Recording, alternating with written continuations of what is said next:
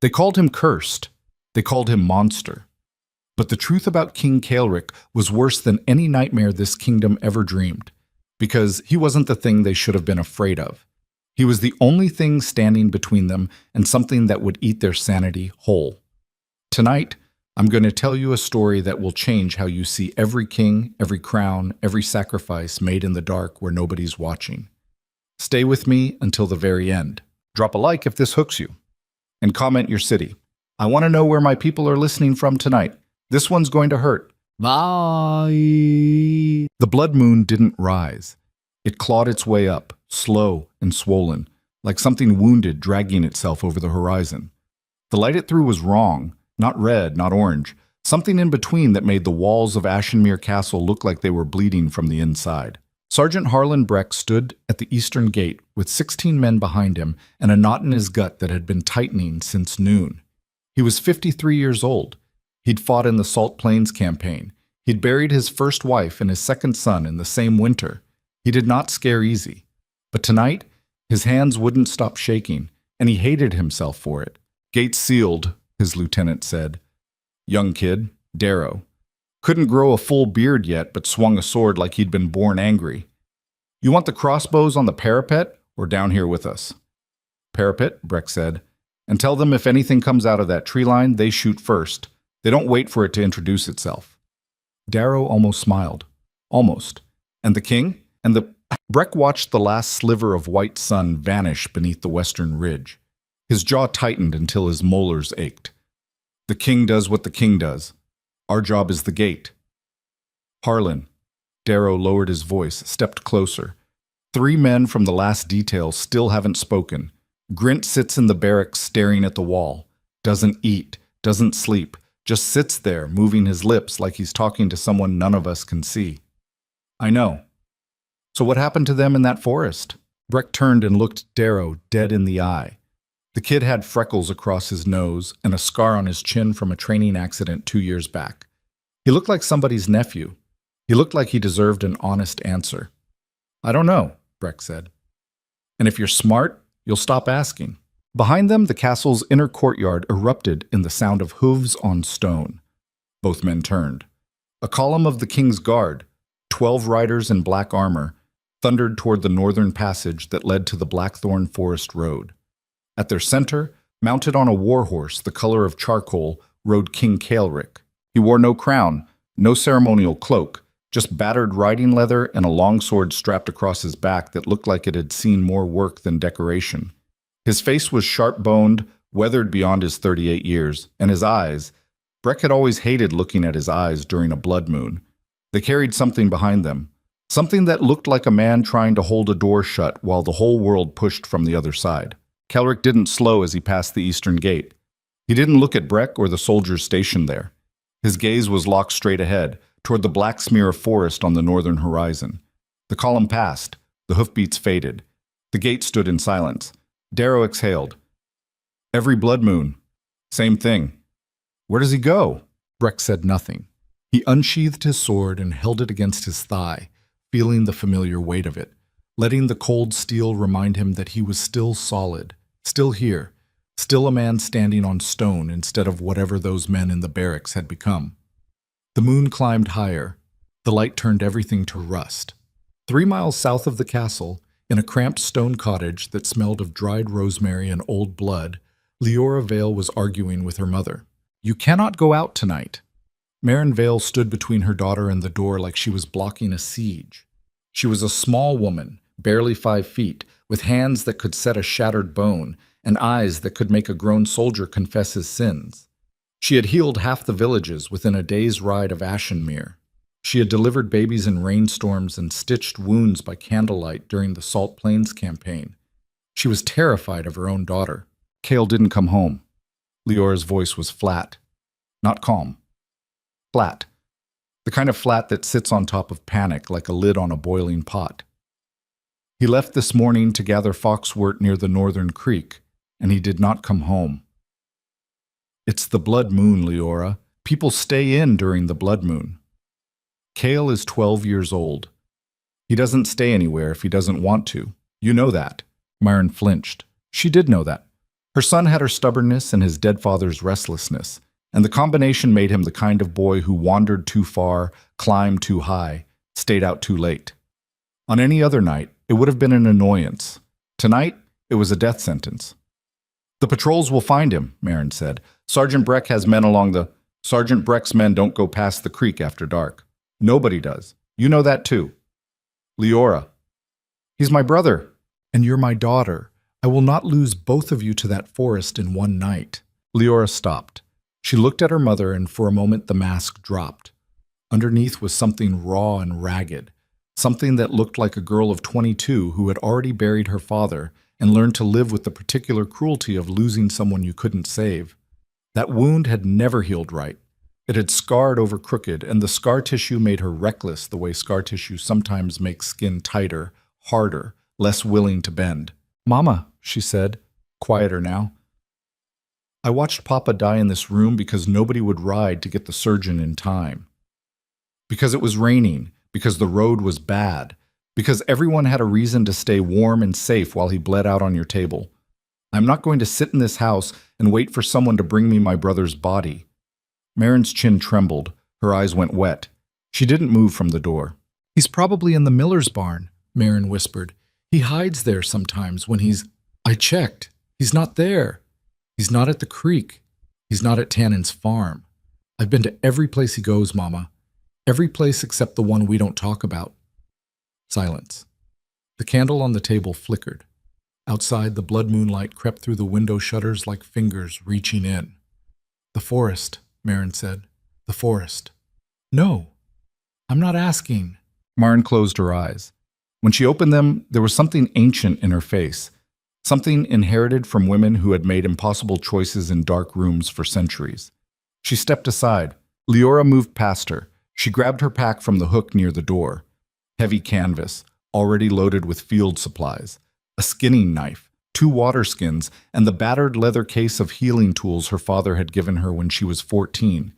She pulled on her hooded traveling cloak, the dark green one with the torn hem that she kept meaning to mend and never did. "If you're not back by dawn," Marin said to her back, "I will burn that forest to the ground." Leora didn't turn around. Her hand was on the door latch. "I know you will," she said, and she was gone. The northern road was empty. That was wrong. Even during a blood moon, there should have been late travelers, a merchant's wagon, a farmer trying to get one last load to market before lockdown. But the road was dirt and silence and that awful rust-colored light painting everything like a wound. Leora walked fast. She had long legs and a stride that ate distance, and she used both now. Her boots were good, calf-high, laced tight, the soles thick enough to handle rough ground. Her father had taught her to always take care of her boots. "Feet are the only friends that never leave you," he used to say. "Fix your boots before you fix your problems." She missed him so much it felt like a physical weight she carried in her chest. Not the dramatic, poetic kind of grief that bards sang about in taverns. The ugly kind. The kind that hit you sideways on a Tuesday afternoon when you smelled wood smoke or heard a dog bark a certain way. The kind that never announced itself, just showed up, sat down, stayed. The blackthorn forest appeared ahead like a wall of darkness. The tree line was sharp against the sky, each trunk black as iron, the canopy so dense that the blood moon's light stopped dead at the edge. It didn't filter through, didn't dapple, just stopped, as if the forest had made a decision about what it would and would not allow. Leora slowed. Her hand found the skinning knife on her belt. It was a poor weapon. 6 inches of curved steel meant for separating hide from muscle. But it was sharp, and it fit her hand, and sometimes that was all you needed. She thought about Kyle, 12 years old, skinny as a fence rail, hair that stuck up in the back no matter how much she wet it down. He had their father's eyes, dark, too serious for a kid, and a laugh that came out of him like something escaping. When he laughed, really laughed, it made everyone around him feel like the world was simpler than it actually was. She would do anything for that laugh. She would walk into a cursed forest on a blood moon for that laugh. She stepped past the tree line. The change was immediate. The air went cold, not the clean cold of winter, a wet, heavy cold that pressed against her skin like a damp cloth. The smell shifted too, earth and rot and something metallic underneath, like old copper left in standing water. The trees were massive, their trunks knotted and twisted in ways that didn't look natural. Branches reached across the path like arms trying to pull it shut behind her. Lyora kept walking. The path narrowed. The moonlight was gone now, swallowed by the canopy. She moved by feel, one hand on the nearest trunk, her feet testing each step before committing her weight. Then she heard it. Hooves. Ahead of her, distant but unmistakable. A column of riders moving fast through the forest on a path she couldn't see. The king. She crouched low behind a massive root system that jutted from the ground like a broken rib cage. The hoofbeats grew louder. She pressed herself flat against the wood, her heartbeat hammering so loud she was sure it would give her away. Through the gaps in the roots, she caught glimpses that black armor, dark horses, the glint of steel. And at the center, Caelric. His face was pale. Not the pale of fear. The pale of a man already in pain, enduring something he couldn't stop. He was muttering. She could barely hear it over the horses, but she caught fragments. Not a command, not a prayer. Something that sounded like counting, like a man ticking down the seconds before something terrible arrived. The column passed. The hoofbeats faded into the deep forest, and then a new sound rose in their wake. A low hum, felt more than heard, vibrating through the ground and up through the roots into Leora's palms. It wasn't a natural sound. It had no beginning, no end. It just was. Like the forest had a heartbeat of its own, slow and huge and wrong. She forced herself to stand, forced her legs to move. The path forked. Left was wider, well-traveled. The king's road, beaten flat by years of hooves. Right was narrow, choked with undergrowth, barely visible. At the mouth of the right fork, caught on a thorn branch at waist height, was a strip of cloth. Blue cloth. Cotton. Torn from a shirt. Cael's shirt. Leora ripped it free and pressed it to her face. It smelled like him. Dirt and soap and that weird sweetness that 12-year-old boys carried when they'd been running all day. She shoved the strip into her pack and took the right path. The undergrowth grabbed at her. Branches whipped her face and arms. She pushed through, ignoring the scratches, ignoring the blood she felt trickling down her left cheek where a thorn had caught her. The path climbed, then dropped into a ravine she hadn't expected. She half slid, half fell down the slope, catching herself on a root at the bottom with a jolt that nearly dislocated her shoulder. She lay there for a moment, breathing hard. The cold air burned her lungs. Above her, visible through a break in the canopy, the blood moon hung like an accusation. "Get up," she told herself. Her voice sounded small and swallowed. "Get up, Leora." She got up. At the bottom of the ravine, a creek ran shallow over stones. The water was black in the darkness, but when she dipped her hand in, it was ice cold and clear. She drank, then splashed her face. The cut on her cheek stung. On the far bank, she found a boot print in the mud. Small, child-sized. The tread pattern was wrong, too smooth, like someone running in house shoes instead of proper boots. Cael had been wearing his old pair, the ones with the worn-down soles that Marin kept telling him to throw out. "You ridiculous kid," Leora muttered. She followed the prints. The tracks led deeper into the forest, into a section where the trees grew so close together that she had to turn sideways to squeeze between them. The bark was wet against her hands, slick with something that might have been moss or might have been something else. She tried not to think about it. Then the trees opened.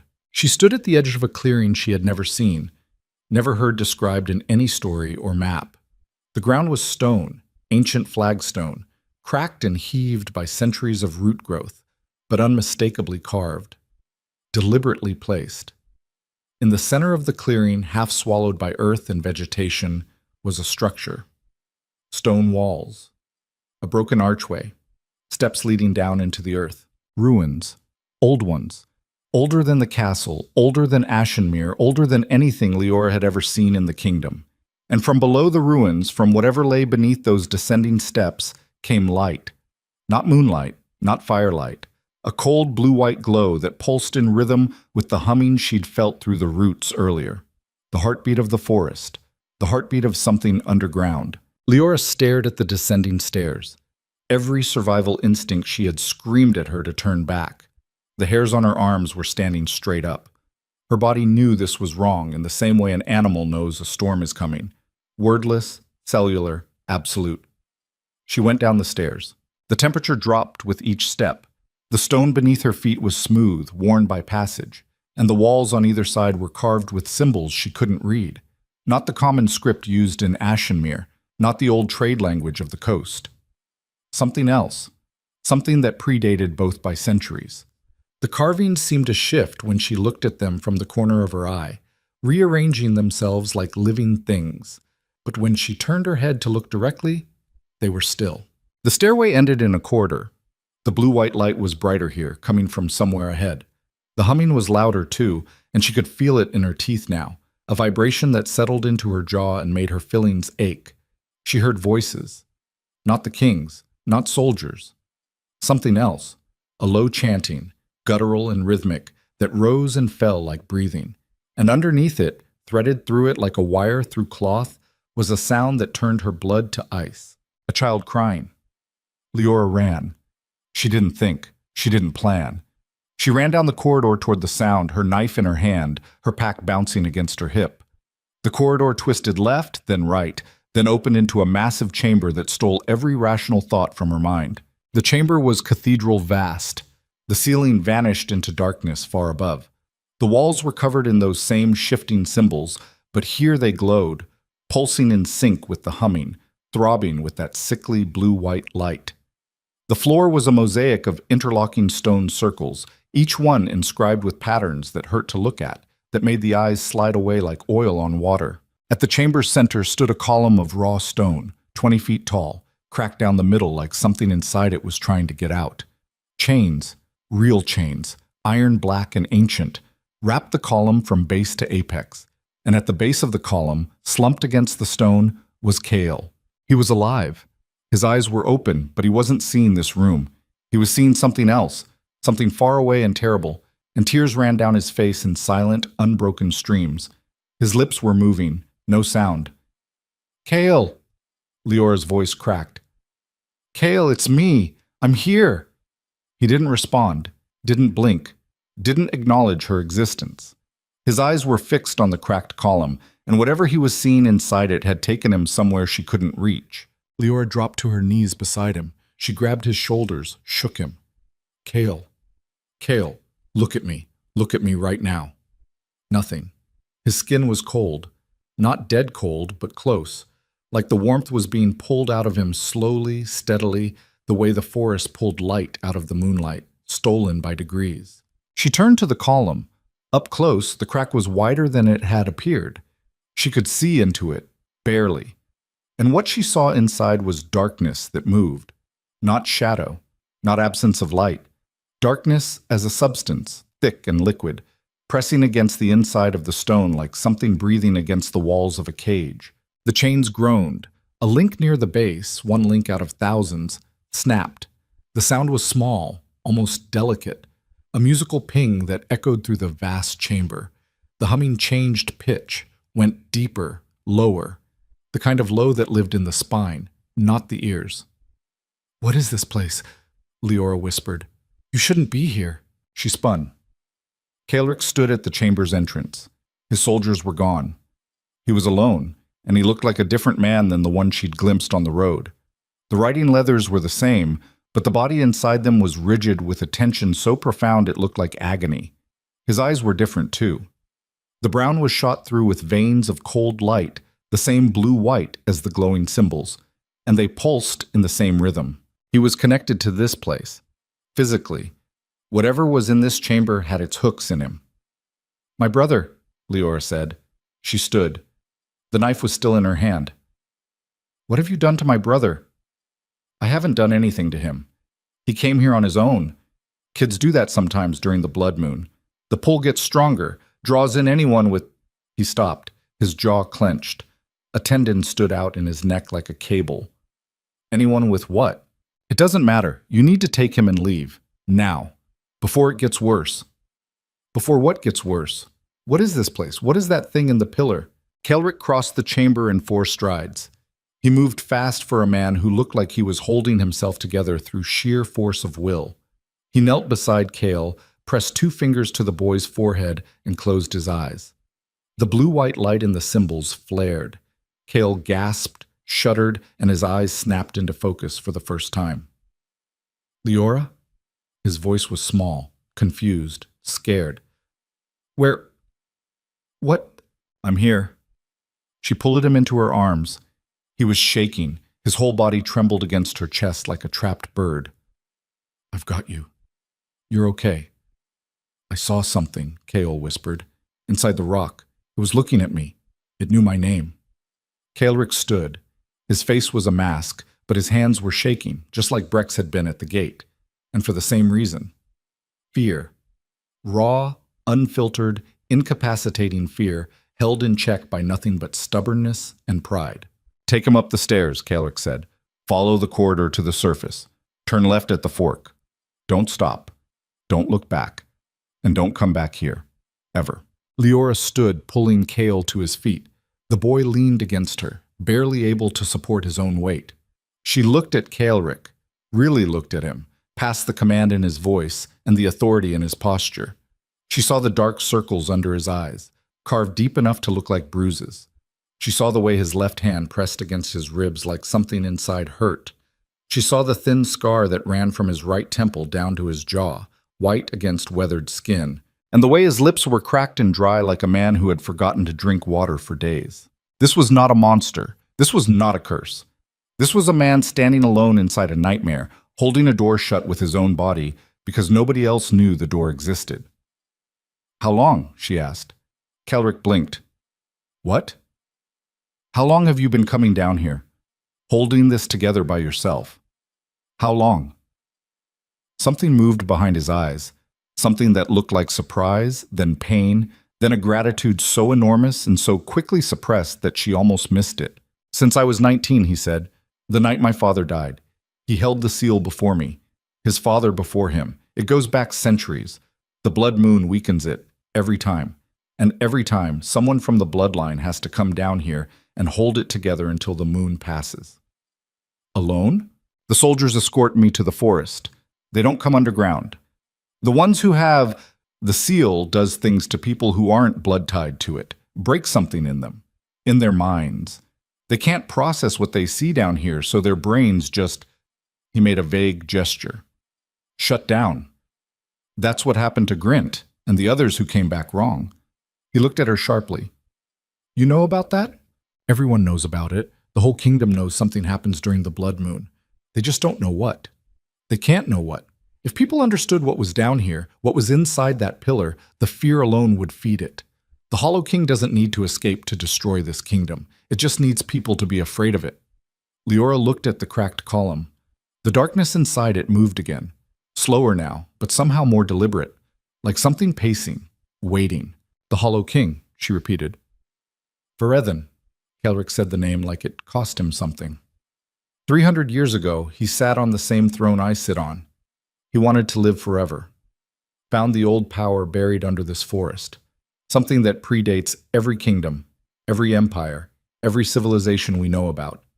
He drank from it, and it ate him alive, turned him into something that wasn't human anymore, something that feeds on fear and madness and makes more of what it eats. And your ancestor sealed him down here. My ancestor nearly died sealing him down here. It took the blood of the royal line to create the prison, and it takes the blood of the royal line to maintain it, every generation, every blood moon, without fail. The chains groaned again.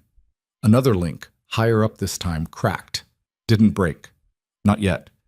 But the crack was visible, a hairline fracture running through iron that was supposed to be unbreakable. Kaelric's face went gray. That's happening faster, he said, more to himself than to her. Much faster than last month. Is it supposed to happen at all? No, the chains hold, they've always held. For 3 centuries, the seal weakens during the blood moon, and then it strengthens again. But this year, something changed. The links are failing. The cracks in the column are widening. Every blood moon, I come down here and the damage is worse. So the seal is breaking. Yes. The word sat between them like a stone dropped into still water. Leora felt the ripples of it move through her chest, through Kael, who pressed tighter against her side. Can you fix it? I've been trying. For 8 months. Every tool the bloodline passed down, every ritual, every piece of knowledge encoded in the royal archives. Nothing works. The seal isn't just weakening from age. Something is accelerating it, something deliberate. You think someone is doing this on purpose? Kelrick looked at her. The blue-white light in his eyes pulsed, and in that pulse, she saw something terrifying. So, not the monster below, but the exhaustion of a man who had been fighting an invisible war for nearly 20 years and was watching himself lose.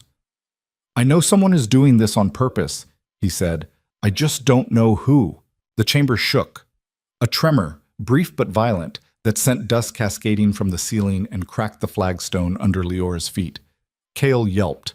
The symbols on the walls flared, not pulsing this time, but blazing, white-hot, and from inside the column came a sound. A voice. Low, patient, amused. It didn't speak in words. It spoke in feelings, in images that invaded Leora's mind without permission. She saw her father dying on her mother's table. She saw Cale's body floating face down in black water. She saw herself alone, truly alone, standing in the middle of an empty world where everyone she'd ever loved was gone. She gasped, staggered, almost dropped Cale. Don't listen, Kelrick commanded. He grabbed her arm, and his grip was iron hard, anchoring her to the present. It shows you what you're most afraid of. It reads fear like a book. The more you engage, the stronger it gets. Leora shook her head, hard, like shaking off water. The images receded. Not gone. Crouching. Waiting at the edges of her mind like predators in tall grass. Take your brother, Kelrick said. Get out. Now. What about you? I'll hold it until the moon passes. Same as every month. You just told me the seal is failing, that it's worse every time. How many more months do you have before it breaks completely? He didn't answer, which was its own answer. You don't know, she said. You might not make it through tonight. That's not your problem. You're wrong about that. He looked at her. Not like a king looking at a subject, like a man looking at someone who had just said the one thing he'd needed to hear for 19 years and never had. I'm a healer, Leora said. It's what I do. I find what's broken, and I fix it. And you... She looked at the column, at the chains, at the pulsing symbols on the walls. All of this is broken, and you've been trying to hold it together with willpower and bloodline tradition, and it's killing you. Anyone can see that. You can't help with this. You don't have the blood. Maybe not, but I have something you don't. What? Fresh eyes. You've been staring at this so long you can't see it anymore. You need someone from outside the bloodline, outside the royal line, outside the whole system. Someone who'll look at this and ask the obvious questions that nobody inside it thinks to ask. And what obvious question would that be? Leora held his gaze. The blue-white light pulsed between them. Below, the Hollow King shifted in its prison, and the chains sang a low metallic note that she felt in her bones. If the seal held for 300 years, she said, and now it's suddenly failing, you're not looking for a what, you're looking for a who. And I'd bet everything I have that whoever is breaking this seal is standing close enough to you that you see them every day and never suspect. Kelrick's face changed. Something behind his eyes clicked into place. A connection he'd been too close to see, too exhausted to make, too alone to think through clearly. The court, he whispered. The court. Another tremor. Harder this time. A chain link near the top of the column snapped with a sound like a rifle shot. The darkness inside the crack surged, pressing outward, and for one terrible instant, Leora saw a face in the darkness. Not human, not anymore. But it had been once. It had been a king once. And it was smiling. Kelrick threw both hands forward. The light in his eyes blazed. The symbols on the walls screamed, there was no other word for it. And the column sealed, the crack closing by fractions. The darkness forced back behind stone. The effort drove Kelrick to his knees. Blood ran from his nose and dripped onto the ancient floor. His whole body convulsed, once, twice, and then he was still, kneeling in a puddle of his own blood, breathing in ragged, broken gasps. Leora didn't move. She watched a king bleed on the floor of a chamber. Nobody knew existed to hold back a horror nobody believed was real, and she understood in that moment, with the same clarity she'd had the night her father died, that if she walked away now, this man would die alone in the dark, just like every king before him. Cale, she said, can you stand? Her brother nodded. He was pale, still shaking, but his eyes were his own again. I need you to go up the stairs, follow the corridor, turn left at the fork, run until you hit the tree line, Then follow the road south to the cottage. Tell Mama what happened. What about you? I'm staying. Leora, I'm staying, Cale. The boy looked at her, then at Caelric, still on his knees, still bleeding, then back at his sister. Something passed across his 12-year-old face that was far too old, far too knowing, far too much like their father. I'll bring help, he said. There is no help. Just go. Be safe. Tell Mama I'll be home by dawn. Cale ran. His footsteps echoed up the corridor, growing fainter, faster, until they vanished. Leora turned back to Caelric. She knelt beside him. Her healing instincts took over. She checked his pulse, tilted his head, pressed her palm against his forehead. His skin was burning hot despite the cold. His pulse was wild and erratic, a heart working 3 times as hard as it should. You're going to kill yourself doing this, she said. Probably. Tonight? Maybe. That's not good enough. He looked at her, blood on his lips, blue-white light dying in his eyes. I don't have anything better to offer. Then we find something better, together, starting now. You don't know what you're signing up for. I never do. That hasn't stopped me yet. Above them, through hundreds of feet of stone and earth and ancient wood, the blood moon reached its apex. In the castle, soldiers gripped their weapons and stared at the tree line. In the villages, mothers held their children and prayed for dawn. And in a chamber beneath the world, a healer's daughter sat beside a bleeding king and watched the chains on a monster's prison crack, one link at a time, while something ancient and patient and hungry pressed against the walls of its cage and whispered promises into the dark. The Hollow King could wait. It had waited 300 years. But somewhere in the castle above, in a chamber of silk and silver, behind a door guarded by men loyal to the wrong master, a hand moved across a desk. A seal was pressed into wax. A message was written, folded, and handed to a courier who disappeared into the blood moon night. The message contained 3 words. The seal breaks. And the man who wrote it, the man with the patient smile, the trusted voice, the seat at the king's own table, leaned back in his chair, poured himself a glass of wine, and waited for the sound of chains shattering beneath the earth. The blood hadn't dried on the chamber floor before Caelric tried to stand. He got halfway up, one knee off the stone, and his body quit on him. His arms buckled. He went down hard, catching himself on his palms, and the sound he made wasn't pain, it was fury. The low, guttural sound of a man who had demanded everything from his own body for 19 years and was now being told the account was empty. Leora didn't rush to help him. She'd learned that from her father, from watching Marin work on soldiers who came back from the salt plains with their pride wound tighter than their bandages. You didn't grab a wounded man. You let him fail on his own terms first. Then you moved in. Caelric tried again. Made it to one knee. Stayed there, breathing in shallow, ragged pulls that sounded wet. His nose was still bleeding, a slow trickle that ran down his chin and dripped onto the ancient stone in a rhythm that matched the pulse of the symbols on the walls. Your lungs are compromised, Leora said. Flat, clinical. Not asking permission to assess him. You're pulling air into your upper chest only. That means your diaphragm is spasming, which means your body just took a hit it wasn't built to take. If you try to stand again in the next 2 minutes, you'll pass out, and I'm not strong enough to carry you up those stairs. He looked at her sideways, blood on his teeth when he spoke. You always talk to kings like that? I've never talked to a king before. I talk to patients like that. Sit down. He sat. Not because she told him to, because his body gave him no choice. He leaned back against the base of the cracked column, the one that held the Hollow King, and Leora watched him do it without flinching, the way a man leans against a wall he's leaned against 1,000 times, even if there's something inside that wall trying to eat the world. She opened her pack, pulled out a water skin and a strip of clean linen, wet the linen, handed it to him. He pressed it against his face, wiped the blood, and drank from the water skin in long, desperate swallows. She watched his throat work, watched the tension in his jaw slowly, incrementally, ease by a fraction. The seal will hold until dawn, he said. It always does once the worst of the moon passes. But tomorrow night it'll be weaker again, and the night after that. We're on a clock. How long? 3 blood moons, maybe 4. After that, the column cracks open and nothing holds him. Then we have 3 months to find whoever is sabotaging it. He lowered the water skin. looked at her with those eyes.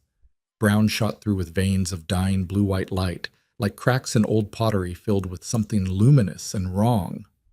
We? Did I stutter? You don't owe me anything. This isn't about owing. My brother was down here, pulled here by whatever that thing is.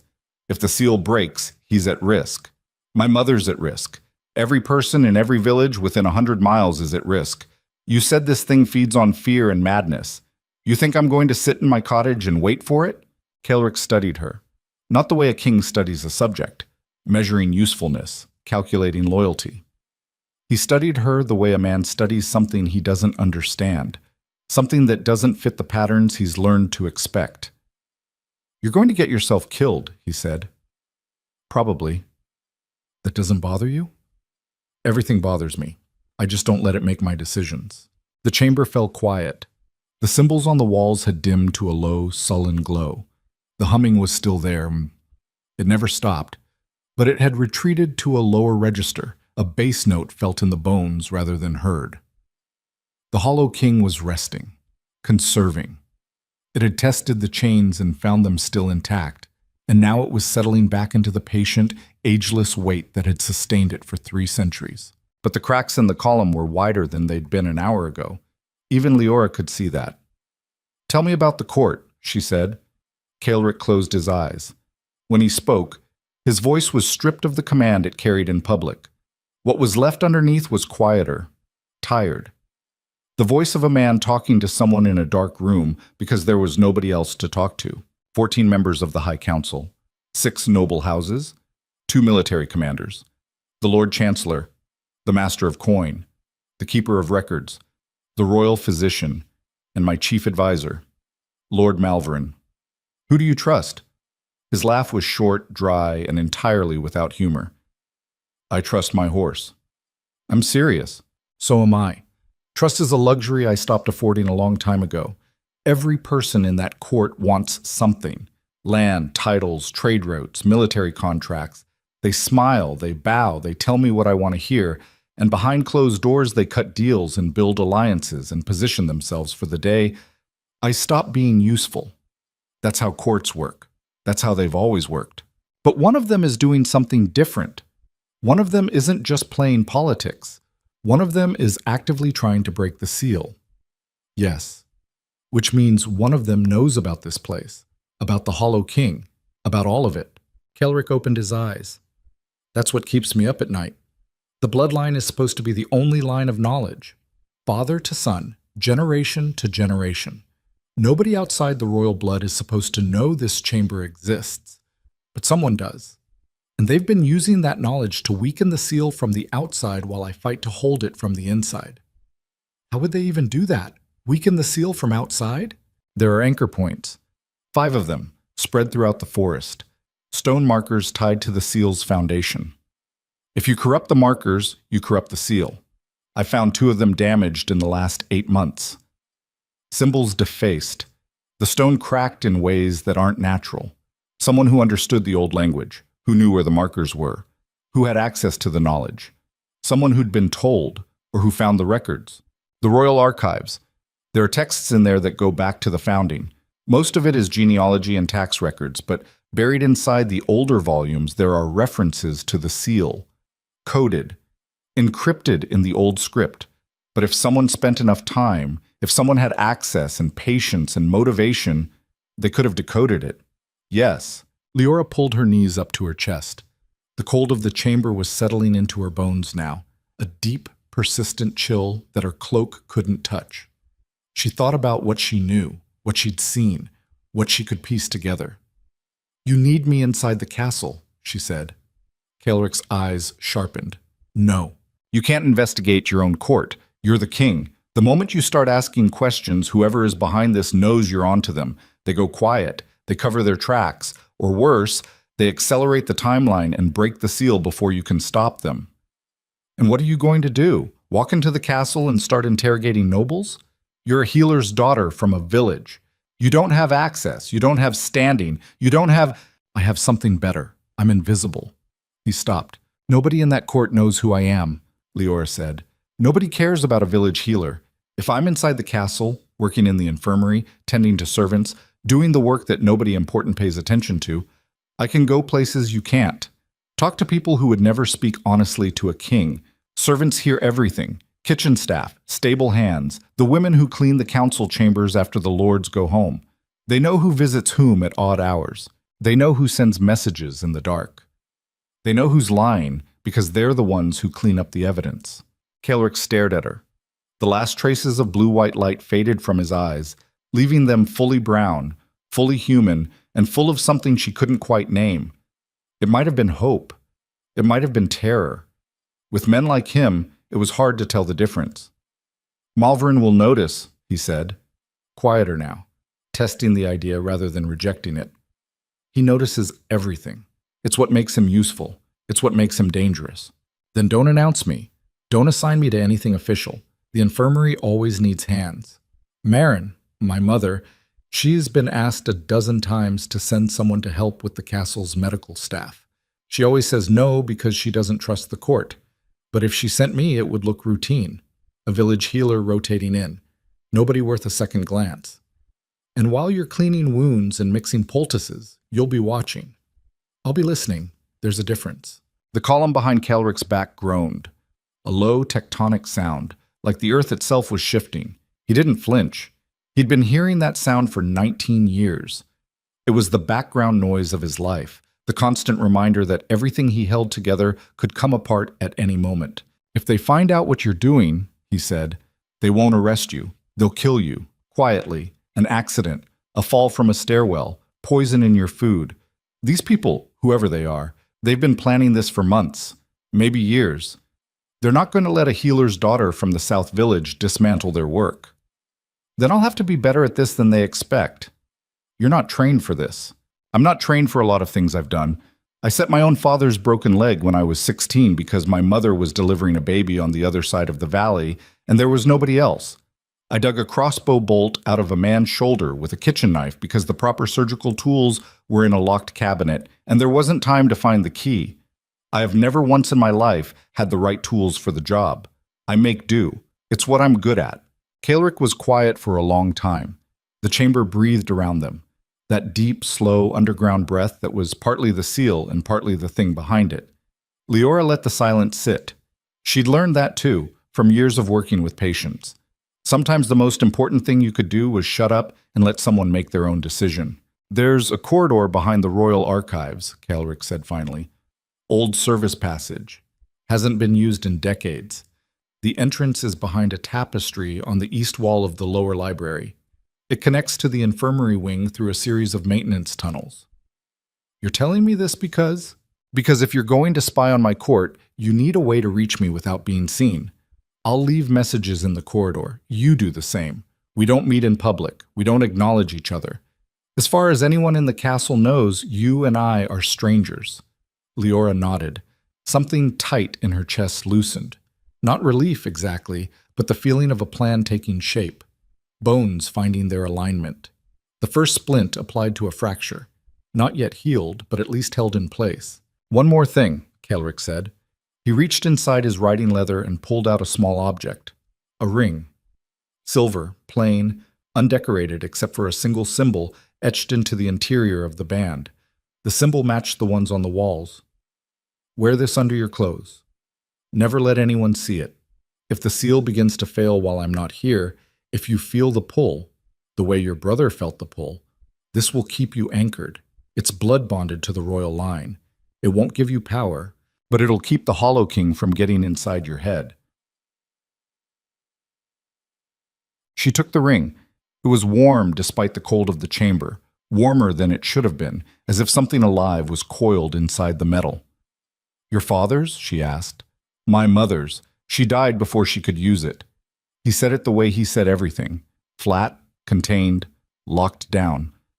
But Leora heard the crack beneath the words, the hairline fracture running through a man who had been carrying weight too long and too alone. She slipped the ring onto a cord around her neck and tucked it under her shirt.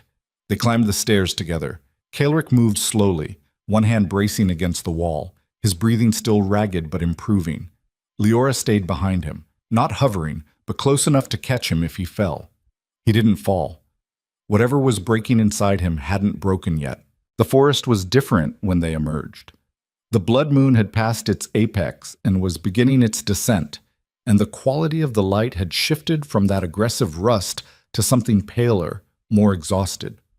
The trees were still massive, still twisted, still wrong, but the oppressive weight of the air had lifted slightly, like a fist unclenching by one finger. Kaelric's horse waited where he'd left it, tied to a trunk near the ruins. The animal was wild-eyed and sweating, its ears flat back, every muscle twitching.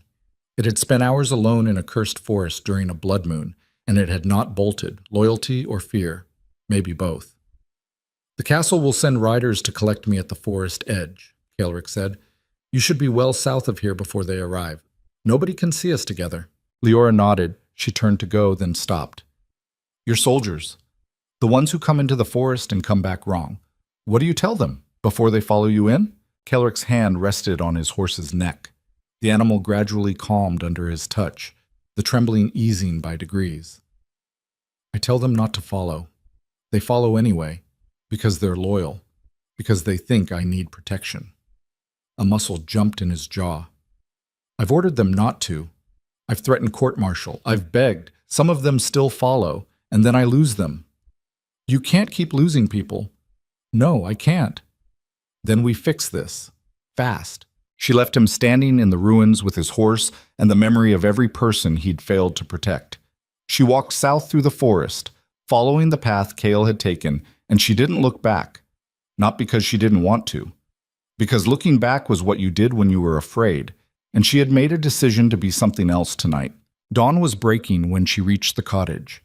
Gray light, thin and watery, pushing through clouds that had gathered while she was underground. Merrin was standing in the doorway. She'd been standing there for hours. Leora could see it in the way her mother's legs were locked, the way her hands gripped the doorframe, the way her face was a mask of controlled terror that crumbled the instant she saw her daughter emerge from the tree line. Kael was asleep inside, wrapped in every blanket Merrin owned, curled on the cot nearest the fire. His color was better. His breathing was even. Whatever the Hollow King had done to him was fading, retreating like a tide going out. Merrin pulled Leora inside and shut the door like she was sealing a vault. "Tell me," Merrin said. So Leora told her. All of it. The chamber, the column, the chains, the Hollow King, the seal, the sabotage, the king bleeding on the floor of a room that nobody knew existed. She told it straight, without drama, without embellishment, the way her father had taught her to present a diagnosis. Facts first, speculation second, emotion never. Merrin listened without interrupting. When Leora finished, her mother was quiet for a very long time. She stood at the table where she mixed her medicines, her hands flat on the scarred wooden surface, her head bowed. When she finally spoke, her voice was steady. "Your father knew." Leora's world tilted sideways. "What?" "Not everything, not the details. But he knew something was beneath the forest. Something connected to the royal bloodline. He treated one of the soldiers who came back wrong, Callan Bray. Do you remember him? Big man. Missing 2 fingers on his left hand. I remember. Callan came to your father instead of the royal physician because he didn't trust the castle. He was terrified. He told your father that he'd followed the king into the forest and seen things underground, things that shouldn't exist. Your father wrote it all down, everything Callan described. Where? In his journals, the ones I locked in the chest after he died. Mama, where are the journals? Merrin looked at her, and for the first time in Leora's life, she saw something in her mother's face that wasn't fear or caution or the careful calculation of a woman who had survived by knowing when to keep her head down. She saw rage. Quiet, ancient, banked fire rage. Under the floor, Merrin said, where I put everything I never wanted you to find. 20 minutes later, Leora sat at the table with 3 leather-bound journals open in front of her. Her father's handwriting, small, precise, the penmanship of a man who believed clarity could save lives, filled every page. Most of it was medical, patient records, herbal formulations, surgical notes. But scattered throughout, coded in a shorthand he'd developed during the Salt Plains campaign, were entries that had nothing to do with medicine. Callan Bray's testimony took up 11 pages. Descriptions of the underground chamber that matched what Leora had seen. The column, the chains, the symbols. the blue-white light. But Callan had seen something Leora hadn't. He'd seen someone else in the forest on the night he'd followed the king. Someone who wasn't a soldier. Someone who moved through the trees with a familiarity that meant they'd been there before. Callan hadn't recognized the figure. It had been too dark, too chaotic, but he'd noticed one detail that stuck in his broken mind through all the madness that followed. The figure wore a ring, a heavy signet ring on the left hand. Gold, with a crest that Callan described in shaking, fragmented detail. A serpent eating its own tail around a crown. Leora stared at the description. She didn't know the crest, but she knew someone who would. She closed the journals, wrapped them in oilcloth, placed them in the bottom of her pack underneath the healing tools. "I'm going to the castle," she said to Marin. "I know. If anything happens to me, nothing is going to happen to you, because I raised you to be smarter than the people who would hurt you, and because your father's blood runs in you, and that man was too stubborn to die of anything less than his own body giving out." Leora crossed the room and held her mother. Marin was small in her arms, smaller than she remembered, and for a moment she felt the terrible weight of being the strong one, the one who walks into danger while the people who love you stand at the door and watch. She didn't cry. Neither did Marin. The women in their family didn't cry when someone was leaving for battle. They saved it for after. The castle at Ashenmere was a sprawling compound of gray stone and iron gates, built into the side of a hill that overlooked the valley like a closed fist. Leora arrived at midday, on foot, carrying her pack and a letter from Marin addressed to the head of the castle's medical staff, a woman named Drenna Voss, who had been requesting village support for months. The guards at the main gate barely looked at her, a healer's assistant. Young woman, worn boots, travel-stained cloak, pack full of medical supplies. Nobody. She walked through the gate and into the castle's outer ward without a single question asked. The infirmary was in the east wing, a long, low-ceilinged hall lined with cots and smelling of lye and old blood.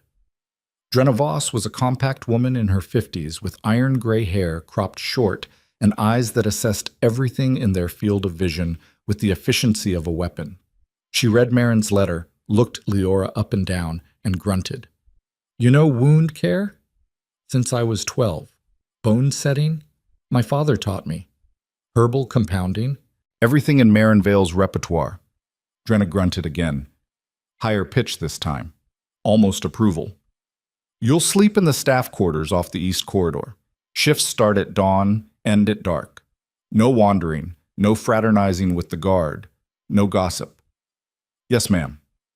"The soldiers in this castle break bones, tear muscles, and occasionally stab each other over card games.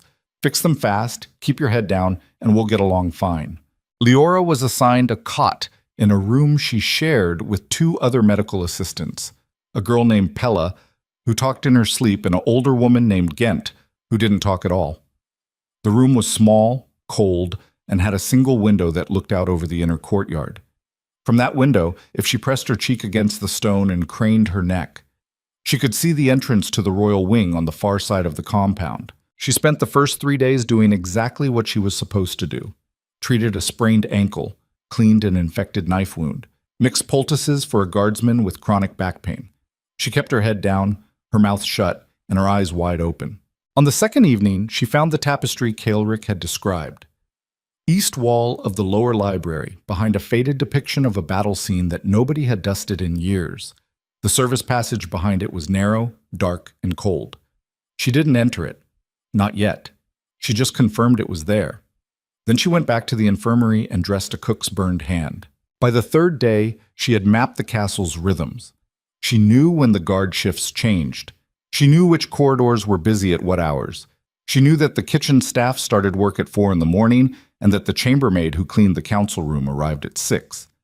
She knew that Lord Malverin took his breakfast alone in his quarters and that the Master of Coin had a mistress in the merchant district whom he visited every third evening. She knew these things because she listened, because she asked small, harmless questions while wrapping bandages or mixing tinctures, because people talk to healers the way they talk to walls, freely, without thought, as if the person applying the salve had no ears and no memory.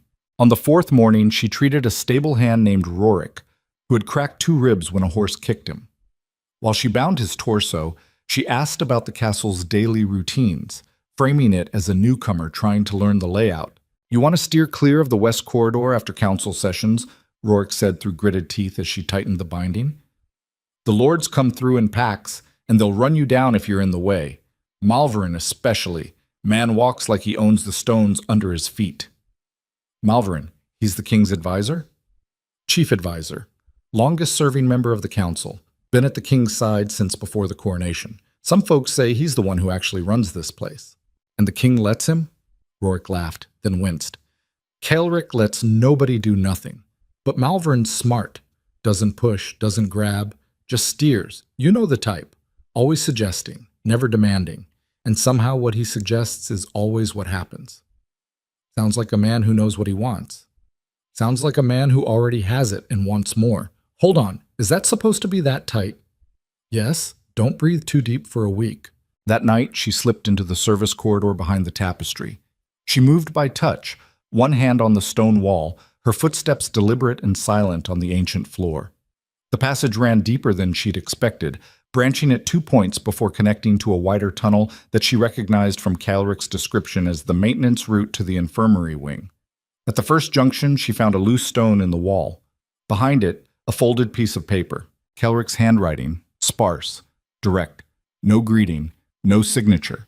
Malvern has requested access to the lower archives. 3rd time this month. I've denied it each time. He's looking for something. The old texts, I'm sure of it now. She turned the paper over, wrote her own note by feel in the darkness, her letters careful and deliberate. My father's journals describe someone in the forest on a blood moon night. Not a soldier, not the king. Wearing a gold signet ring, serpent eating its own tail around a crown.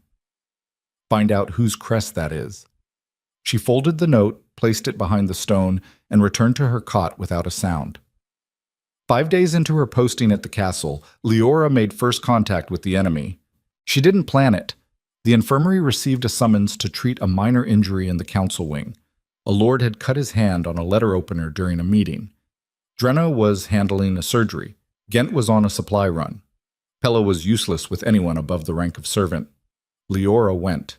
The council chamber was a vast, vaulted room with a table that could seat 20 and walls hung with maps and banners. Most of the lords had already cleared out. 2 remained. One was a heavy-set man with a red face and the bored expression of someone who found governance tedious. The other was Lord Malvern. He was not what she expected. The stories painted him as imposing, tall, broad, the physical embodiment of authority. The real Malvern was medium height, lean, with a face that was neither handsome nor ugly, but somehow both at once. His features were sharp but not angular. His eyes were gray, true gray, like wet slate, and they settled on Leora the moment she entered the room with a weight that made her skin prickle. "The healer," he said. Not a question, an identification, like cataloging a specimen. "My lord." She crossed to the heavy-set man, who held up a palm sliced neatly across the lifeline. "Let me see that." The cut was shallow, barely needed stitching. She cleaned it, applied a salve, and wrapped it in clean linen while the heavy-set lord complained about dull blades and cheap steel. Malvern watched. He hadn't stopped watching since she entered. "You're new?" he said. "From the village?" "South Village. My mother is Marin Vale." "The healer, yes. Good reputation. She's been asked to assist the castle before." "She sent me in her place. She doesn't travel well." Malvern picked up a goblet from the table and sipped. His left hand, which wore a heavy ring that caught the light as he lifted the cup. Gold, with a crest. Leora didn't look at it. She kept her eyes on the bandage she was tying, her fingers steady, her breathing controlled. But her peripheral vision burned the image into her memory. She couldn't make out the full design from this angle. She needed a closer look. But the ring was there, on his hand, exactly where Callan Bray said it would be. "You'll find the castle is a different world from village work," Malvern said. His voice was smooth, not warm, smooth, like a blade with a fine edge that you didn't feel until you were already bleeding. "The bodies are the same, but the politics complicate everything. Stay in the infirmary, do your work. Don't get curious about things above your station." It could have been advice, it could have been a welcome. But the way he said it, The way his gray eyes held hers for one beat too long, it was neither. It was a measurement. He was taking the dimensions of her, the way a carpenter measures a piece of wood before deciding whether to cut it or discard it. "I'm not the curious type, my lord," Leora said. She smiled, a small, polite, forgettable smile. The smile of nobody important.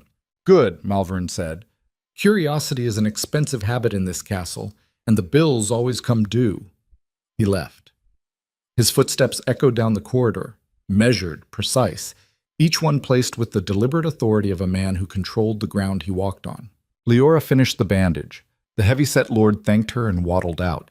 She stood alone in the council chamber, her heart hammering so hard she could feel it in her temples, her hands trembling now that there was nobody to see them tremble. The ring on his hand. She closed her eyes, breathed, steadied. Then she walked to the door, checked the corridor, and slipped out. Back to the infirmary. Back to the bandages and the poultices and the safe, invisible work of a healer nobody noticed. That night, she didn't sleep. She lay on her cot in the dark room, listening to Pella murmur in her dreams and Gent's deep, even breathing, and she thought about Malvern's eyes. Not the color, the intelligence behind them. The focused, predatory patience of a man who didn't need to rush because he had already won. He just hadn't told anyone yet. She thought about Caelric in the chamber beneath the forest, bleeding, breaking, holding the door alone. She thought about her brother in the grip of something that knew his name. She thought about her father's handwriting in the journals. Small, precise. Written by a man who believed that if you documented the truth carefully enough, someone would eventually read it and act. Someone had read it. She had, and she was going to act. Before dawn, she slipped into the service corridor one more time, found the loose stone. Behind it, a new note from Caelric. 2 words. That was all. The serpent crest. I know it. Below the words, a single line. It belongs to the house of Malvern. The stone was cold under her fingers. The corridor was black. Somewhere beneath her feet, deep in the earth, the Hollow King waited in its cracking prison, and the man who held the key to its freedom had just warned her to mind her station with a smile that never reached his eyes. Leora put the note in her pocket. She didn't write a response. There was nothing to write. The hunt had started. The prey knew the forest better than she did, and somewhere between the castle walls and the chamber underground, a clock was ticking toward a midnight that would swallow them all. She stepped out of the corridor, let the tapestry fall back into place, and walked into the gray morning light of a castle where every smile was a weapon and every silence was a grave. There was no going back now. There had never been a way back. She understood that with a clarity that tasted like iron on her tongue. The moment she'd stepped past the tree line on Blood Moon night, the moment she'd descended those stairs and seen the truth that the kingdom had been built on, she had crossed a line that couldn't be uncrossed. Her old life, the cottage, the herbs, the quiet work of healing, was behind her now, separated from this moment by a wall of knowledge that changed everything it touched. She was inside the beast, and the beast was waking up. 11 days inside the castle walls, and Leora had learned to read silence the way her mother read fevers, by what it concealed, not what it showed. The castle was full of silence. It pooled in the corridors after council sessions, settled into the stones at night, collected in the spaces between words when servants spoke to one another in careful, measured tones. This was not a quiet place. It was a loud place that had learned to keep its mouth shut. She kept working. Bandages, salves, a dislocated shoulder on a guardsman who'd been thrown during mounted drills, a kitchen boy who'd burned both hands pulling a bread paddle from a stone oven, the small, endless injuries of a castle full of people living on top of each other in a building designed for war. She fixed them all. And while she fixed them, she listened. The notes in the service corridor came every 2 days now, Caelric's handwriting growing more compressed, more urgent, the letters tighter as if the words themselves were being squeezed. He had confirmed what the journals suggested. Malvern's family crest, the serpent devouring its own tail around a crown, had been officially retired 3 generations ago, when the House of Malvern was absorbed into the broader noble class through a political merger. No living member of the court should have been wearing it. The fact that Malvern still did, privately, on a ring he kept on his left hand, meant he hadn't let go of the old identity. The old claim. The old hunger. Leora dug deeper. She befriended a chambermaid named Sorrel, who cleaned the guest wing on the third floor, the wing where visiting nobles stayed during council season. Sorrel was 50, widowed, and possessed the particular invisibility of women who had spent their entire lives in service. She moved through the castle like water through cracks, present everywhere, noticed nowhere. Over shared meals in the servants' kitchen, Leora learned things the council would have executed Sorrel for knowing. She learned that Lord Malverin received sealed correspondence from outside the kingdom every 2 weeks, delivered not through the castle's official courier system, but through a private messenger who arrived after dark and left before dawn. She learned that Malverin had personally requested to oversee the renovation of the castle's lower levels 6 months ago, a project that gave him unsupervised access to the foundations, the old passages, and the sealed chambers beneath the east wing that nobody had entered in decades. She learned that 3 members of the castle guard, men loyal to Malverin, handpicked and transferred from his family's provincial estate, had been assigned to night patrol routes that conveniently overlapped with the northern gate, the gate that opened toward the Blackthorn Forest Road. She wrote it all down, not in her father's shorthand, she'd never learned the full cipher, but in a medical notation system she'd developed herself, disguised as patient records. Malverin's movements became a fever chart. His contacts became a list of symptoms. His pattern of access to restricted areas became a diagnostic timeline, and the diagnosis was terminal. On the 12th night, she left a long note for Caelric in the service corridor. Everything she had gathered, every connection, every pattern, the private messenger, the renovation access, the guards on the northern gate, the ring. She laid it out the way her father would have. Facts first, interpretation second, conclusion third. Malverin is building a path from the castle to the forest. He is removing barriers between himself and the seal, one by one. The renovation gave him access to the underground passages. His guards control the gate. His messenger carries information to someone outside the kingdom, someone who is helping him understand the old scripts. He is not improvising. He has been planning this for years. She waited for Caelric's response. It came the next morning, 2 words. I know. Below it, a longer passage. I have confronted him about the archive access. He deflected, smooth, practiced. He has answers for everything because he has had years to prepare them. I cannot move against him without proof that the court will accept. His allies on the council outnumber mine. If I accuse him publicly without evidence that breaks his story apart, he will turn the court against me, and the seal will be undefended. I need more time. Leora read the note twice. Then she wrote her response and placed it behind the stone. We don't have more time. The next blood moon is in 19 days. She was right, and she was wrong, because they didn't even have 19 days. On the 14th morning, everything changed.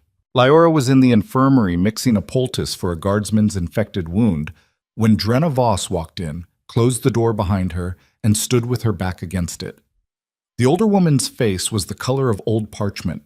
Her hands, which Leora had never seen shake in 2 weeks of working beside her, were trembling. There's been an arrest, Drenna said.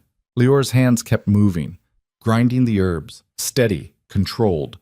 The way her mother had taught her, your hands are the last thing you let the panic reach. Who? Sergeant Breck, the Eastern Gate commander, taken from his post an hour ago by Malverin's men, charged with conspiracy against the crown. The mortar slipped in Leora's grip. She caught it, set it down carefully on the table. On what grounds? They found documents in his quarters, sealed letters, correspondence with parties outside the kingdom, allegedly plotting to assassinate the king during the next blood moon. Leora felt the floor shift beneath her. Not literally. The stone was solid, the castle was stable, but the world she had been building in her head, the careful architecture of her investigation, the network of facts and connections and patterns, all of it lurched sideways as the ground rules changed beneath her feet. Breck, the sergeant who had stood at the eastern gate on Blood Moon night with shaking hands and a loyalty that ran deeper than his fear. The man who had told Darrow to stop asking questions because he knew the answers were dangerous. Breck was not a conspirator. Breck was a soldier who had spent 30 years doing his job and asking nothing in return. Malverin had planted those documents. Leora was as certain of it as she had ever been of any diagnosis. The letters were fabricated, the evidence was manufactured, and the reason was clear. Breck was one of the few people in the castle who had been close enough to the Blood Moon operations to notice irregularities. Breck had seen the soldiers come back wrong. Breck had asked questions, even if he'd told Darrow not to, and Malverin was removing him from the board before he could become a problem. She needed to reach Calric, now. But the service corridor was on the other side of the castle, and the arrest had put the entire guard on alert. Extra patrols in every hallway, checkpoints at the wing transitions. The castle had clenched like a fist, and she was trapped inside it. She spent the day performing her duties with mechanical precision, while her mind raced through scenarios, calculations, contingencies. She treated patients. She mixed medicines. She smiled at the guards who came through the infirmary and asked about the arrest with the practiced concern of a newcomer who didn't understand politics. "Terrible thing," she said to one of them. "Is the king safe?" "Malvern's handling it," the guard said. "The king's been in his chambers all day. Council's been called for tomorrow morning." The king's been in his chambers, not managing the crisis, not commanding the response, contained, isolated. Malverin handling it. The walls were closing in. Leora could feel it. The patient, methodical constriction of a trap that had been set long before she arrived. Night fell. The extra patrols continued. Leora lay on her cot, staring at the dark ceiling, running permutations. She needed to get a message to Calric. She needed to warn him that Malverin was moving faster than they'd anticipated, that the arrest of Breck was the opening move in something larger, something designed to isolate the king from anyone who might help him. At the second bell past midnight, she made her move. She rose from her cot. Pella was murmuring in her sleep, caught in some private dream. Gent's breathing was deep and rhythmic. Leora slipped on her shoes, pulled her cloak around her shoulders, and opened the door. The corridor outside was empty. She could hear the patrol, boots on stone, measured and regular, moving along the main hallway 2 turns ahead. She counted the steps, timed the gap, moved. The lower library was dark. She navigated by memory, her fingers finding the tapestry on the east wall, pulling it aside, slipping behind it into the service passage. The stone closed around her like a throat. She moved by touch, her left hand on the wall, counting the steps to the first junction. She found the loose stone, reached behind it. Empty. No note from Calric. That was wrong. He had left a note every day for the past 12 days without fail. The absence screamed. She pressed deeper into the corridor, past the first junction, past the second. The passage narrowed and descended, following the old maintenance route that Calric had described. If she followed it far enough, it would connect to a network of tunnels that ran beneath the royal wing, ancient passages used by servants in a previous era, sealed off and forgotten by everyone except the king who kept their secrets. She smelled blood before she found him, not the clean copper smell of a fresh wound, something darker, older. The smell of blood that had been sitting in cold air for hours, oxidizing on stone. Calric was on the floor of the tunnel, propped against the wall at the point where the maintenance passage intersected with the deeper route toward the royal wing. His riding leathers were torn at the left side, and beneath the tear she could see the wound. A deep puncture just below the ribs, the kind made by a narrow blade pushed in with precision and pulled out clean. Not a battlefield wound, an assassination wound, the kind designed to kill slowly, to let the target walk away and believe they were fine until the internal bleeding took them down. His face was gray, his breathing was shallow and rapid, and his eyes, when they found her in the darkness, carried the flat, distant look of a man who had been calculating how long he had left and didn't like the math. "Malverin," he said. The word came out wet. "Came to my chambers. Personally. Said he needed to discuss the Breck situation. Had 2 guards with him. His guards. Not mine. They held the doors. He talked about loyalty, about the burden of the crown, about how isolated I must feel." Leora was already on her knees beside him. Her pack was open, her hands moving before her mind finished processing. She pressed a folded cloth against the wound. Hard, direct pressure. The most critical first response for internal bleeding. Calric hissed through his teeth but didn't pull away. "Then he leaned in close," Calric continued. His voice was fading at the edges, the consonants going soft. And he said, "I know about the chamber, Calric. I know about the seal. I know about the Hollow King, and I know that you are the only thing standing between me and immortality." Leora's hands kept working. She pulled a tourniquet strip from her kit, folded a second compress, began layering pressure on the wound site. The bleeding was severe, but the blade had missed the liver. She was almost certain of that. If it had hit the liver, he'd already be dead. The kidney was possible. The spleen was possible. She wouldn't know without more time and better light and tools she didn't have in a tunnel beneath a castle in the middle of the night. "He stabbed you himself?" "No. He had someone else do it. A man I didn't recognize, fast, professional, in and out before the guards moved. Malvern watched the whole time. Didn't blink, didn't flinch. Then he stepped over me while I was on the floor and said, 'The blood moon is in 17 days. By then, the seal will break, the Hollow King will rise, and I will take what your pathetic bloodline has been squatting on for 300 years. Try to enjoy the time you have left.' And then he left. His guards left. They locked my chambers from the outside.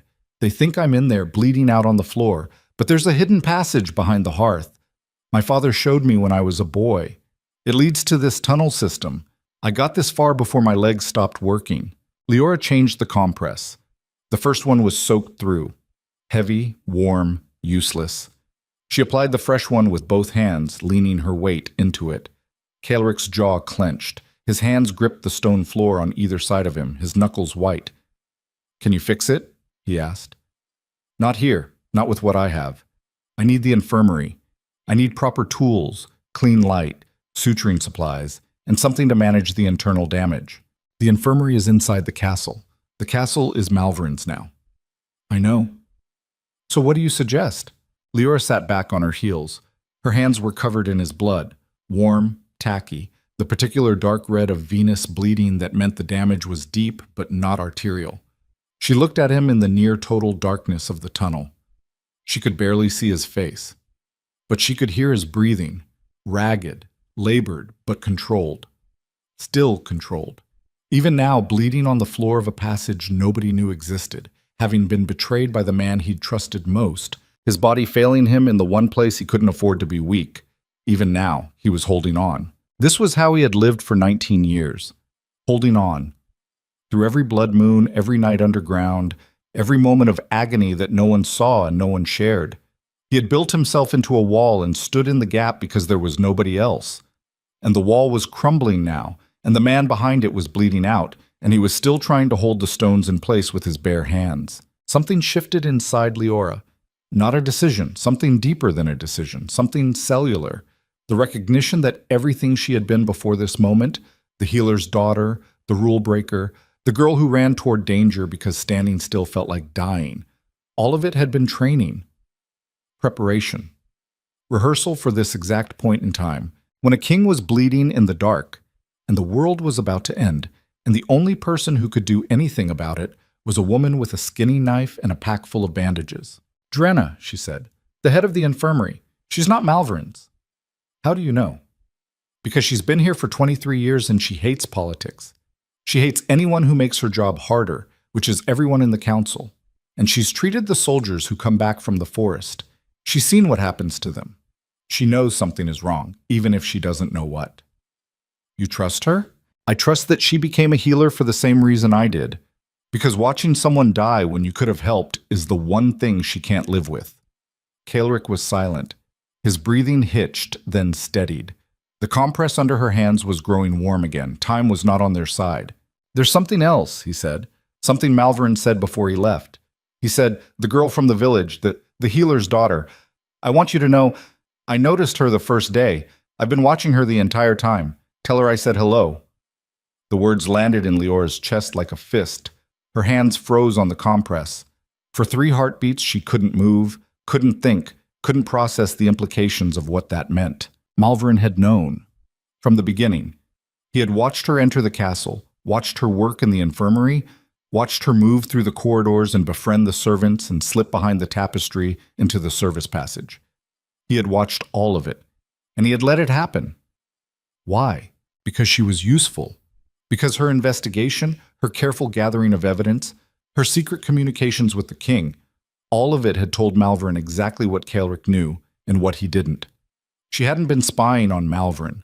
Malvern had been using her as a mirror, watching the king's reflection in her movements, reading the investigation through the investigator. She had been a tool, a diagnostic instrument pointed at the one person she was trying to help. Every note she'd left in the corridor, every pattern she'd identified, every connection she'd mapped, all of it had confirmed for Malvern the scope and limits of the king's knowledge. She had shown him exactly how much Calric understood and exactly how little time there was to stop him. The realization was physical. It sat in her stomach like cold iron.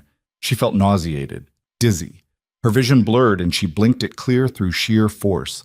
She had done this. She had walked into the castle with her clever plan and her fresh eyes and her absolute certainty that she could see what others couldn't, and she had handed the enemy a map of her allies' defenses. The arrogance of it, the sheer blinding arrogance of a 22-year-old healer's daughter who thought she could outsmart a man who had been manipulating a royal court for decades. Her father's voice, somewhere in the back of her mind, not the sentimental, sanitized memory, the real voice, rough, impatient, the voice he used when she made mistakes in the field. You don't get to feel sorry for yourself, not now. Feeling sorry is for people who have time. You don't have time. So what are you going to do? She pressed harder on the compress. Calric grunted. He played me, she said. Not a confession, a diagnosis. He plays everyone. Not anymore. Not after tonight. What are you going to do? She looked at the king, at the blood on the floor, at the darkness pressing in from both ends of the tunnel. 17 days until the blood moon. Malvern in control of the castle, the guard, the council, Calric bleeding out underground, the seal weakening, the hollow king waiting. Everything they had built was gone. Every advantage, every plan, every carefully constructed piece of the investigation, all of it burned to ash by a man who had been 3 steps ahead from the beginning, which meant the old approach was dead. The careful approach, the measured, strategic, work from the shadows approach. It had failed. It had been anticipated, exploited, and dismantled before it ever had a chance to succeed. If they kept fighting on Malvern's terms, they would lose. He had built the board. He had placed the pieces. Every move they made within his framework was a move he had already accounted for, so they needed to stop playing his game entirely. We go underground, Leora said. Not the castle. Under it. The old passages. Your father showed you the network. You said it connects to the forest route. Can you make it that far? With help. Then we get you to the chamber, to the seal. It's the one place Malvern can't follow without the bloodline's protection. He can sabotage the markers. He can weaken the seal from outside. But he can't enter the chamber itself without the Hollow King destroying his mind. That's why he needs the seal to break. Because as long as it holds, the power is locked behind a door only your blood can open. If I go to the chamber, I can hold the seal, but I can't heal there. There's nothing down there but stone and chains and that thing in the pillar. I'll bring Drenna and supplies, and anyone else in this castle who isn't owned by Malvern. That might be a very short list. Then it'll be a very small army. Small armies move fast. She felt him almost smile. Not quite. His body was too busy dying for smiles. But something in the tension of his face shifted, some muscle near his jaw releasing by a fraction. Your brother, he said. Malvern knows about him too. If your brother carries the same sensitivity that pulled him to the chamber during the blood moon, Malvern will use him. I know. Get a message to your mother. Get Kale out of the village. Somewhere Malvern's people can't reach. I will. Leora. What? He found her hand in the darkness.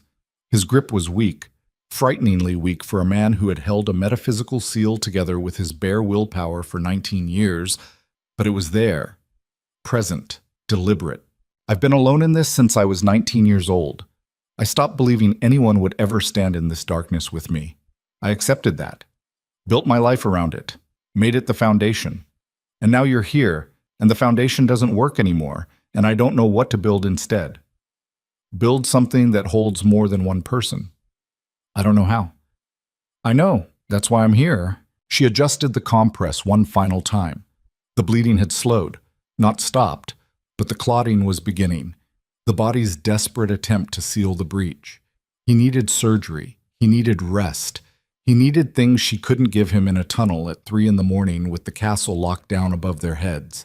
But he needed to live through the next hour first, and then the hour after that. 1 hour at a time, until she could get him somewhere safe. "Can you move?" she asked. "If I have to." "You have to." She helped him up. His weight against her shoulder was heavy and shifting, the dead gravity weight of a body that had lost too much blood and was running on fumes and fury.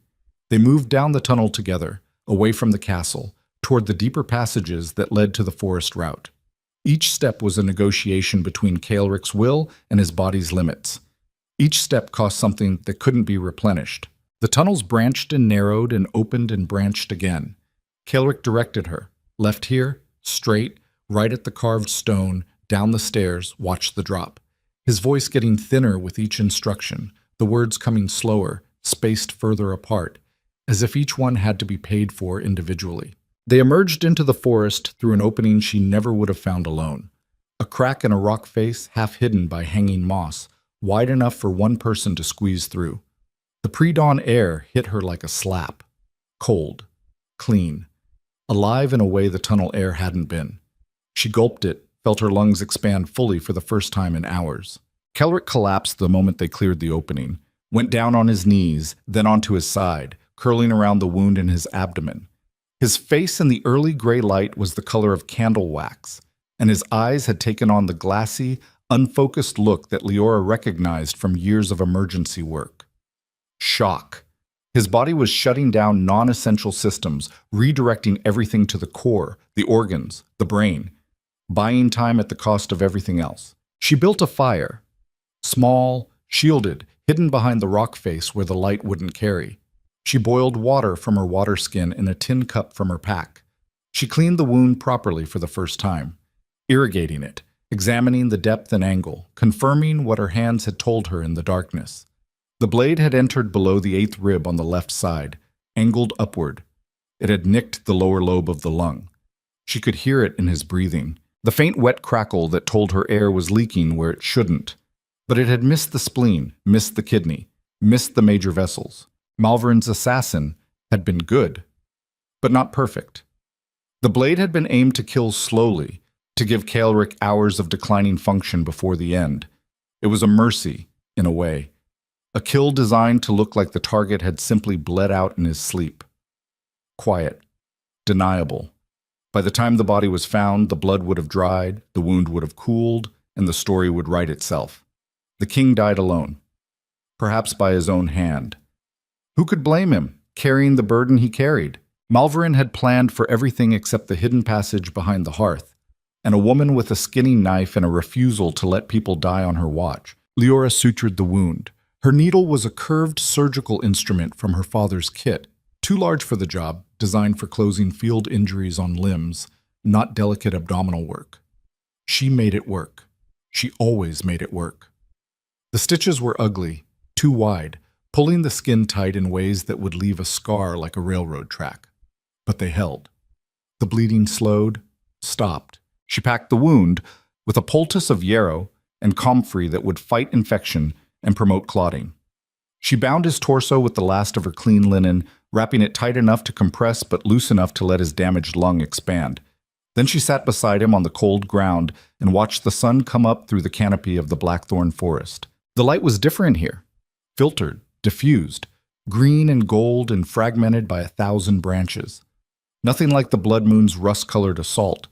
This was gentle light, healing light, the kind that found its way into dark places and settled there like a promise. Kaelric slept, not peacefully. His body twitched, his breathing hitched, his hands clenched and unclenched in patterns that spoke of pain even in unconsciousness. But he slept, and that was something. That was the body choosing to repair instead of fight, choosing to trust, for a few hours, that someone else was standing watch. Leora didn't sleep. She sat with her back against the rock face and her father's journals open in her lap, and she thought about what came next. Not in broad strokes, not in strategy, in the specific, mechanical, step-by-step progression of actions that would keep them alive through the next 24 hours. Step 1. Kael. She needed to get word to Marin to take Kael and leave the village. Today. Before Malverin's reach extended beyond the castle walls.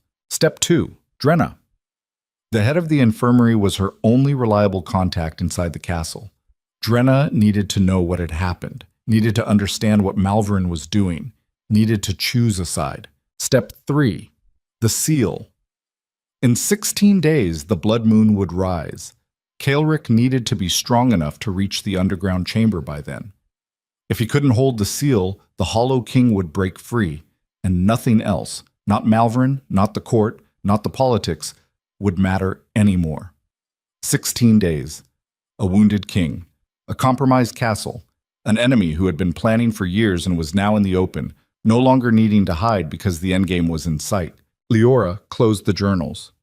She looked at Caelric's sleeping face, at the blood on her hands, drying in the morning air, flaking off in dark brown fragments, at the forest around them, vast and ancient and indifferent to the dramas of the small creatures that lived and died beneath its canopy.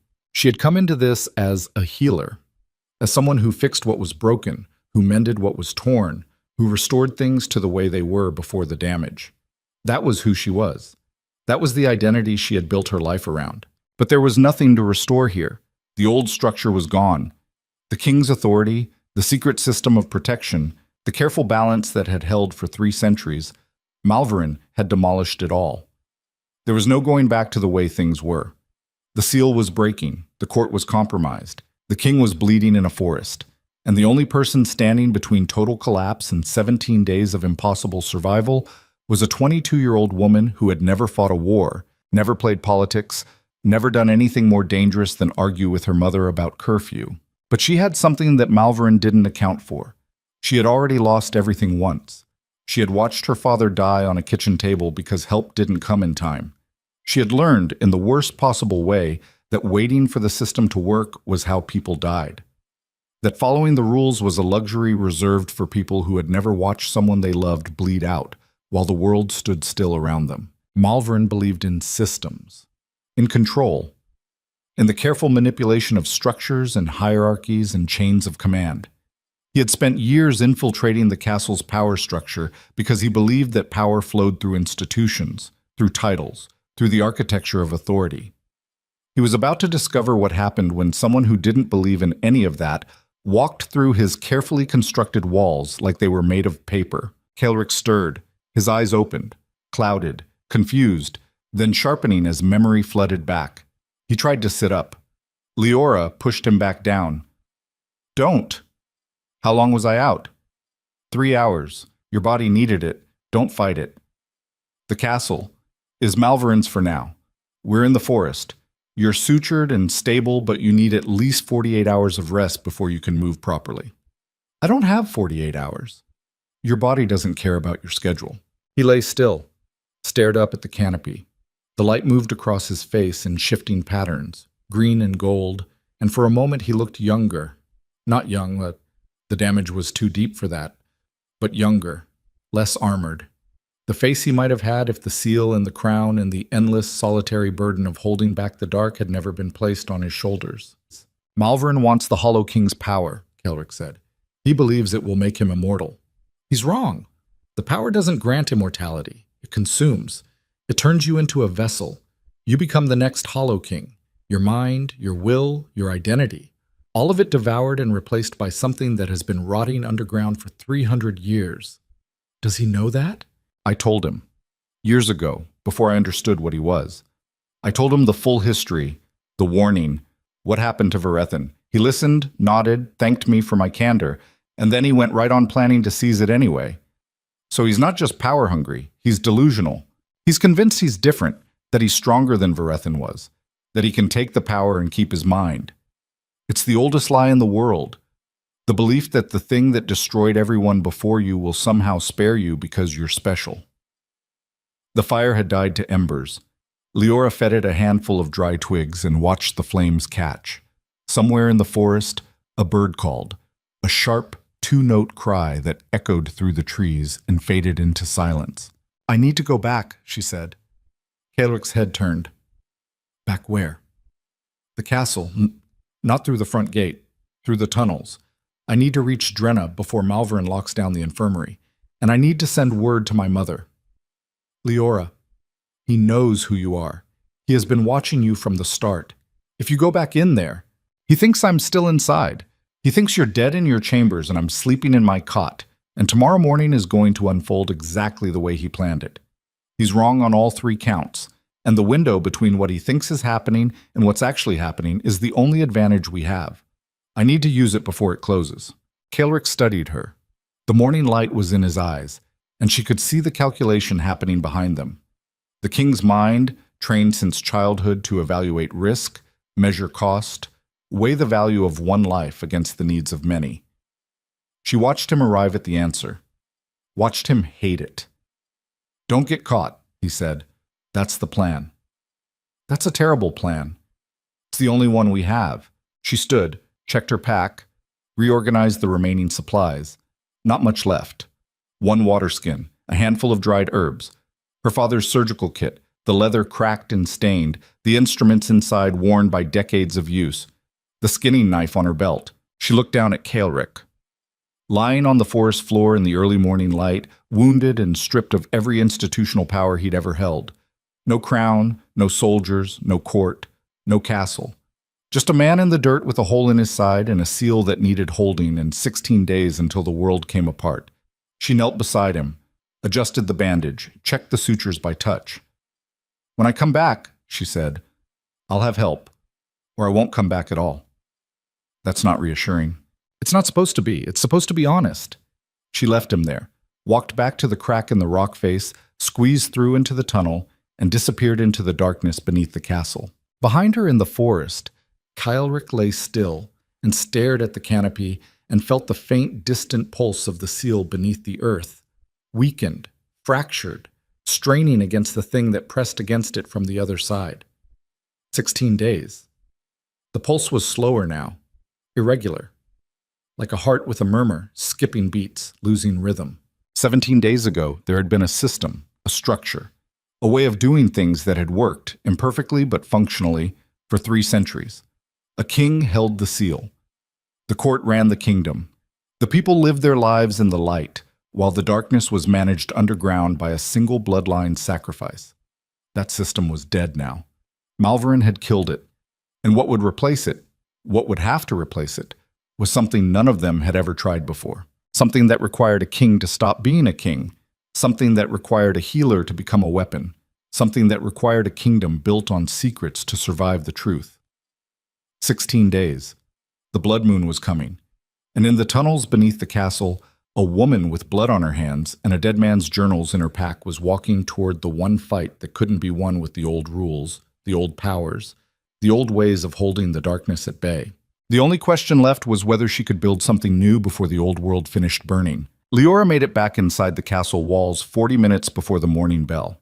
The tunnels delivered her to the maintenance junction beneath the infirmary wing, and she climbed the last set of service stairs with her father's journals pressed against her ribs and Kaelric's blood still crusted under her fingernails. She slipped into the staff quarters, stripped off her stained cloak, shoved it under her cot, and was sitting upright with clean hands and a composed face when Pella stirred awake and mumbled something about breakfast. Normal. She needed to be normal for the next 3 hours. Normal was the only armor she had left. The castle's morning routine unfolded around her like a machine designed by someone who understood that order was the most effective form of control.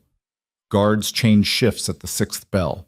Kitchen staff delivered meals to the barracks at the 7th. Council members filtered into their chambers by the 8th. Everything moved, everything functioned, and at the center of it all, orchestrating the rhythm with the precision of a man who had rehearsed this day 1,000 times in his head, was Lord Malverin. Leora saw him cross the inner courtyard at 7:15 the 7th bell. He walked with 3 of his personal guards, and a clerk carrying a leather folio, and his face wore the particular expression she had come to recognize over 2 weeks of observation: composed concern. The face of a man shouldering a burden he hadn't asked for. The loyal advisor, horrified by the morning's discovery, because the discovery had been made. At the 6th bell, a chambermaid had entered the king's quarters to light the morning fire and found the room empty. Blood on the floor.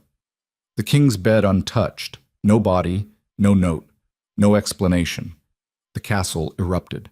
Leora heard the news from Pella, who heard it from a kitchen boy, who heard it from a guardsman stationed outside the royal wing. The king was missing. There was blood in his chambers. Lord Malverin had assumed emergency authority over the castle and the council, pending a full investigation. Emergency authority. The word slid through Leora's mind like a blade through silk. He had planned for Caelric to die in his chambers, to be found cold and still and beyond saving. The empty room complicated things, created questions Malverin would need to answer, but not by much. A missing king with blood in his room and no witnesses told its own story. The narrative was already being written in the whispers that moved through the castle's halls like smoke. The king had cracked under the pressure. The king had harmed himself. The king, burdened beyond endurance by the weight of the crown, had done something desperate in the night and fled into the darkness. Malverin didn't need a body. He needed an absence, and the absence was speaking louder than any corpse ever could. Leora went to the infirmary. She treated a guard with a torn ligament. She mixed a tincture for a councilman's chronic headache. She moved through her duties with the mechanical efficiency of a woman who had partitioned her mind into two halves, the half that worked and the half that planned. At the 9th bell, she found Drenna Voss alone in the supply room, counting inventory. The older woman's face was tight, drawn, the skin around her eyes creased with the particular fatigue of someone who had been woken early by bad news and hadn't stopped moving since. Leora closed the door behind her. Drenna looked up. "I need to talk to you," Leora said. "Not now. The castle's in... The king is alive." Drenna's hands stopped moving. The bottle of antiseptic she was holding remained suspended in the air between the shelf and her clipboard. Her eyes found Leora's face and stayed there, reading it the way she read symptoms, quickly, thoroughly, with a practitioner's instinct for separating truth from performance. "Shut that door properly," Drenna said. Leora did. Then she told her. Not everything. There wasn't time for everything. But enough. The seal beneath the forest. The Hollow King. Malverin's betrayal. The assassination attempt. Caelric wounded and hidden in the forest. The blood moon in 16 days. She told it fast and clean, without inflection, without drama. Facts, sequence, diagnosis. Drenna listened the way she did everything, with total attention and zero visible reaction. When Leora finished, the older woman set the antiseptic bottle on the shelf, placed her clipboard on the counter, and was silent for 11 seconds. Leora counted. "Grint," Drenna said. "What?" "The soldier. The one who came back from the forest and stopped talking, stopped eating, sits in the barracks staring at the wall. I've been treating him for 3 months. The royal physician diagnosed him with battle fatigue. I disagreed. His symptoms don't match any combat trauma I've seen in 23 years. His brain isn't injured. It's overloaded, like he saw something his mind couldn't contain, and instead of breaking, it just shut the intake valve, locked the door, refused to process. The seal does that. To anyone who isn't blood-tied to the royal line." Drenna nodded, slowly, the way someone nods when a piece they've been holding for months finally finds its place in the puzzle. "What do you need?" Drenna asked. "Surgical supplies, antibiotics, whatever you have that fights deep tissue infection, suturing silk, clean bandages, enough for sustained treatment over 2 weeks. That's a lot of material to move without being noticed. I know. And if Malverin catches me, he'll kill you, the same way he tried to kill the king." Drenna picked up her clipboard again, looked at it, set it down again.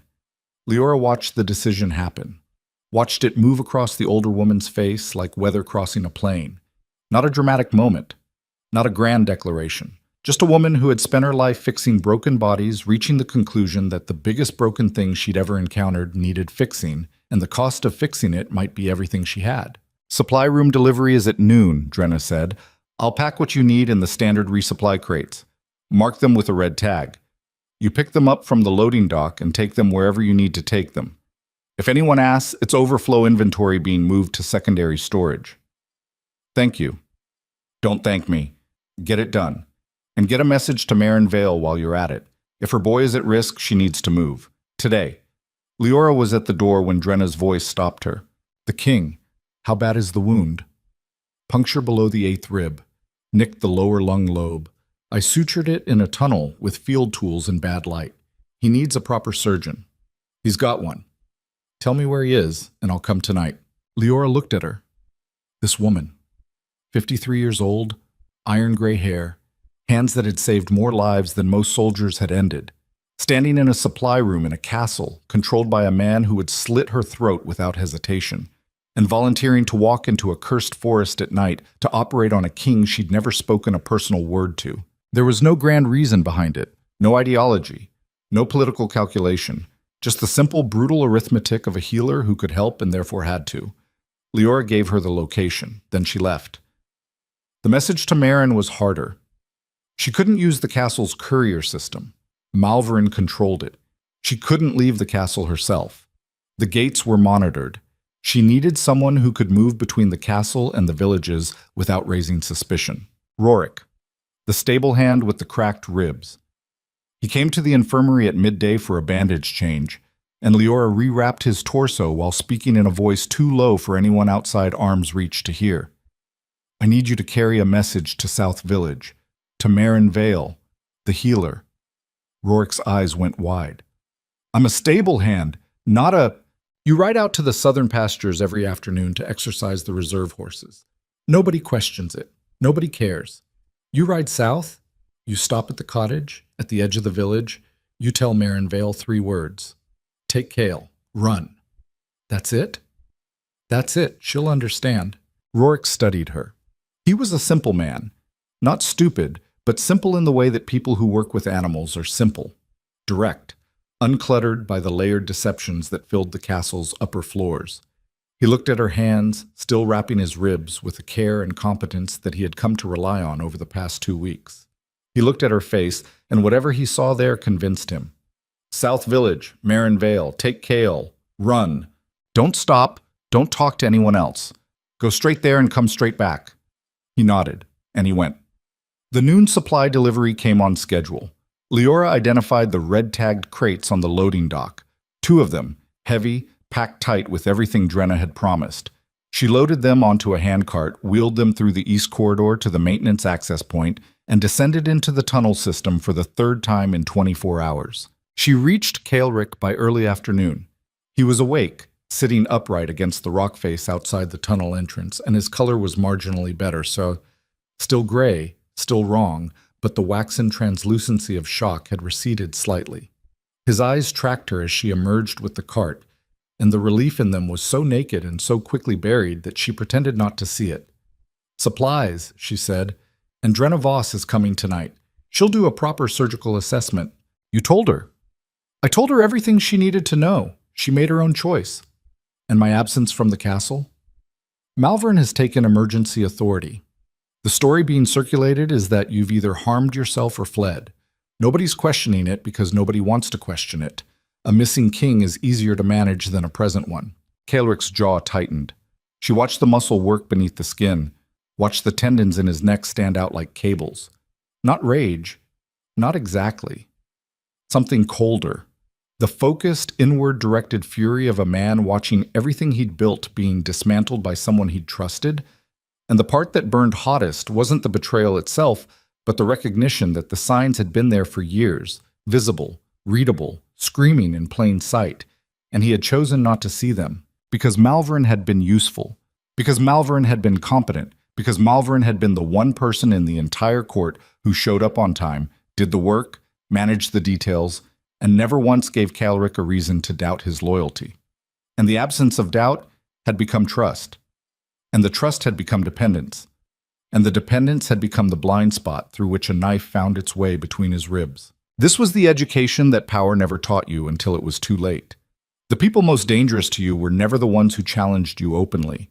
They were the ones who made themselves indispensable, who embedded themselves so deeply into the machinery of your authority that removing them would collapse the structure, who built your trust like a wall around themselves, brick by brick, year by year, until the wall was so high and so solid that you couldn't see past it even when the fire on the other side was visible from miles away. Kaelric had spent 19 years holding the seal against the Hollow King. He had sacrificed sleep, health, relationships, every normal human connection. He had made himself into a living wall against the darkness. And while he was staring into the pit, holding the monster back with his bare hands, Malverin had been standing behind him, quietly pulling the floor out from under his feet. 15 days, Kaelric said. I know. My body won't be ready for the seal in 15 days. You know that. Drenna will get you as close as possible. The rest is going to be willpower. Willpower is what got me stabbed. Stubbornness got you stabbed. Willpower is what's going to keep you alive long enough to stop him. She unpacked the supplies, laid them out on a clean cloth on the ground beside him. Surgical thread, antiseptic wash, binding materials, a small vial of concentrated willow bark extract, the strongest pain management Drenna had access to without breaking into the restricted pharmaceutical stores. Nutrient-dense rations, 2 full water skins. She changed his bandages. The sutures were holding, but the surrounding tissue was inflamed and hot to the touch. Infection was hovering at the edges, looking for a way in. She cleaned the wound site, applied a fresh poultice, and bound it tighter than before. You need to eat, she said. I'm not hungry. I didn't ask if you were hungry. I said you need to eat. Your body is trying to repair a punctured lung and close a 6-inch wound. It needs fuel. Eat, or I'll make you eat, and I promise you that will be more unpleasant for both of us. He ate. Slowly, mechanically, without tasting it. She watched him chew and swallow, and hated every second of it. Hated the weakness he was being forced to display, hated the vulnerability that a man like him experienced as a form of violence against his own identity. Kaelric had been strong for so long that weakness felt like a betrayal of self, like the body was committing treason against the mind. She understood that. She had watched her father fight the same war in his final months, the slow, grinding erosion of capability in a man who had defined himself by what he could do for others. The cruelest thing about physical decline wasn't the pain. It was the identity theft, the forced separation between who you were and what your body would allow you to be. But she had also learned, watching her father, that the men who survived the longest were not the strongest. They were the ones who learned to let the definition of strength change, who stopped measuring themselves by what they could carry alone and started measuring by what they could build with help. Her father had never learned that lesson. He had died on Marin's table, alone in his insistence on handling everything himself, too proud to ask for the help that might have saved him. She was not going to let Kaelric make the same mistake. Drenna arrived after nightfall. She came through the tunnels carrying a surgical kit that was 3 times the size of Leora's and a lantern that threw clean, steady light. She assessed Kaelric's wound with the efficient brutality of a battlefield surgeon, pressing, probing, listening to his breathing with an ear against his ribs. The suture work is ugly, she told Leora. I did it in the dark with a field needle. I know, and it saved his life. But I need to redo the deep tissue closure or the lung won't seal properly. She operated by lantern light on the forest floor. Kaelric bit down on a leather strap and stared at the canopy and made no sound while Drenna opened the wound, cleaned the internal damage, and resutured with the precise, economical movements of a woman who had done this 1,000 times and would do it 1,000 more. When it was over, Kaelric was shaking. Full-body tremors, involuntary, the nervous system's response to pain that exceeded the body's capacity to process. Leora held his hand through it. Not gently, hard, anchoring him to the physical world with the pressure of her grip, giving his overwhelmed nerves something to focus on besides the screaming in his side. 12 days of rest, Drenna said, washing her instruments in boiled water. Minimum. The lung needs to reinflate fully. The tissue needs to knit. If he exerts himself before then, the internal sutures will tear and he'll bleed out inside his own chest cavity. He has 15 days until the blood moon. Then he has 12 days of rest and 3 days to do whatever it is he needs to do underground. And even that is optimistic. I'll take optimistic. Drenna left before dawn, carrying the surgical waste back through the tunnels for disposal in the infirmary's incinerator. She would continue her duties inside the castle as if nothing had changed. She would monitor Malvern's movements. She would report back through the tunnel network every 2 days. The days passed in a rhythm that Leora built from nothing. She tended Kaelric's wound twice daily. She managed his pain with carefully rationed doses of willow bark extract. She forced him to eat, to drink, to sleep, fighting his body's desire to push past its limits every hour of every day. On the 3rd day, Rorik's message came back through Drenna. Marin and Kael were gone. They had left the cottage the same afternoon Rorik delivered the warning, taking nothing but clothes and Marin's medical supplies. They were heading to Marin's sister's farm in the Eastern Highlands, 2 days' ride from Ashenmere, far enough from the forest and the castle to be beyond Malverin's immediate reach. Leora read the message and felt something unclench in her chest that she hadn't realized was clenched. Cale was safe. For now. On the 5th day, Caelric told her about the royal archives. He was sitting up now, still weak, still pale, but the tremors had stopped and his breathing was cleaner, the wet crackle in his left lung fading as the tissue healed. The infection had been beaten back by Drenna's antibiotics and Leora's aggressive wound care. He was mending. Slowly. Too slowly for the clock that was counting down above their heads, but mending nonetheless. The archives contain everything, he said. Every piece of knowledge the bloodline has accumulated about the seal, the Hollow King, the anchor points in the forest. Malverin has been trying to access the lower levels for months. I've been blocking him. But with me gone from the castle, there's nothing stopping him. Drenna says he's already moved into the royal wing. He's using the king's study as his command center.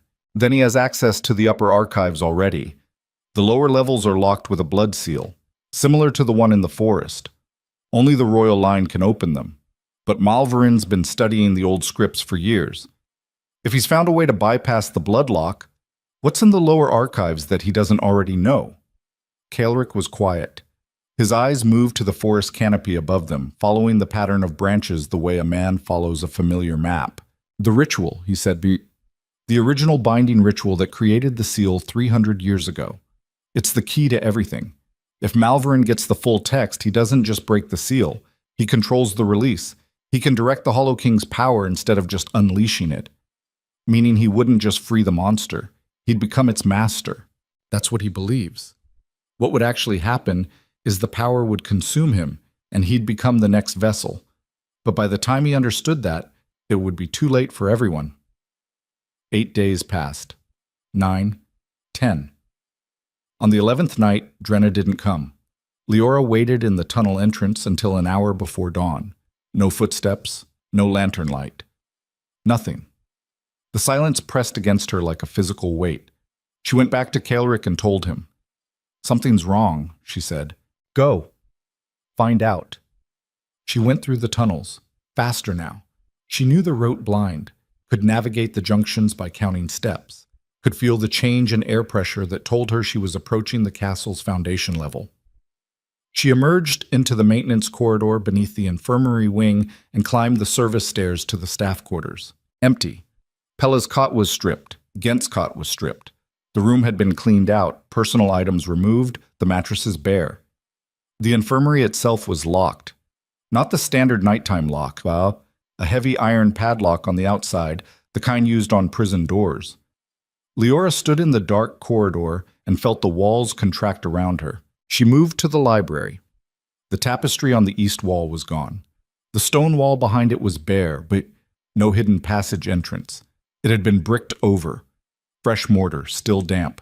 Someone had sealed the service corridor from the castle side within the last 12 hours. Malverin had found the passage. He had shut it down. And Drenna was gone. Leora's pulse hammered in her ears. Her mouth went dry. She pressed her back against the cold stone wall and forced herself to breathe. In through the nose, hold, out through the mouth. The breathing pattern her father had taught her for field emergencies when panic was a luxury you couldn't afford. Think. Think clearly. Drenna was either arrested or dead. The passage was sealed. The infirmary was locked. The staff had been removed. Malverin was cutting off every connection between the castle and the outside, one by one, isolating the throne from anyone who might challenge his authority. 4 days until the blood moon. Leora retreated through the tunnels. She moved fast, almost running, the darkness pressing against her face like a wet cloth. When she burst out into the forest air, Caelric was standing. He shouldn't have been standing. His body wasn't ready. The wound wasn't healed. Drenna had said 12 days minimum.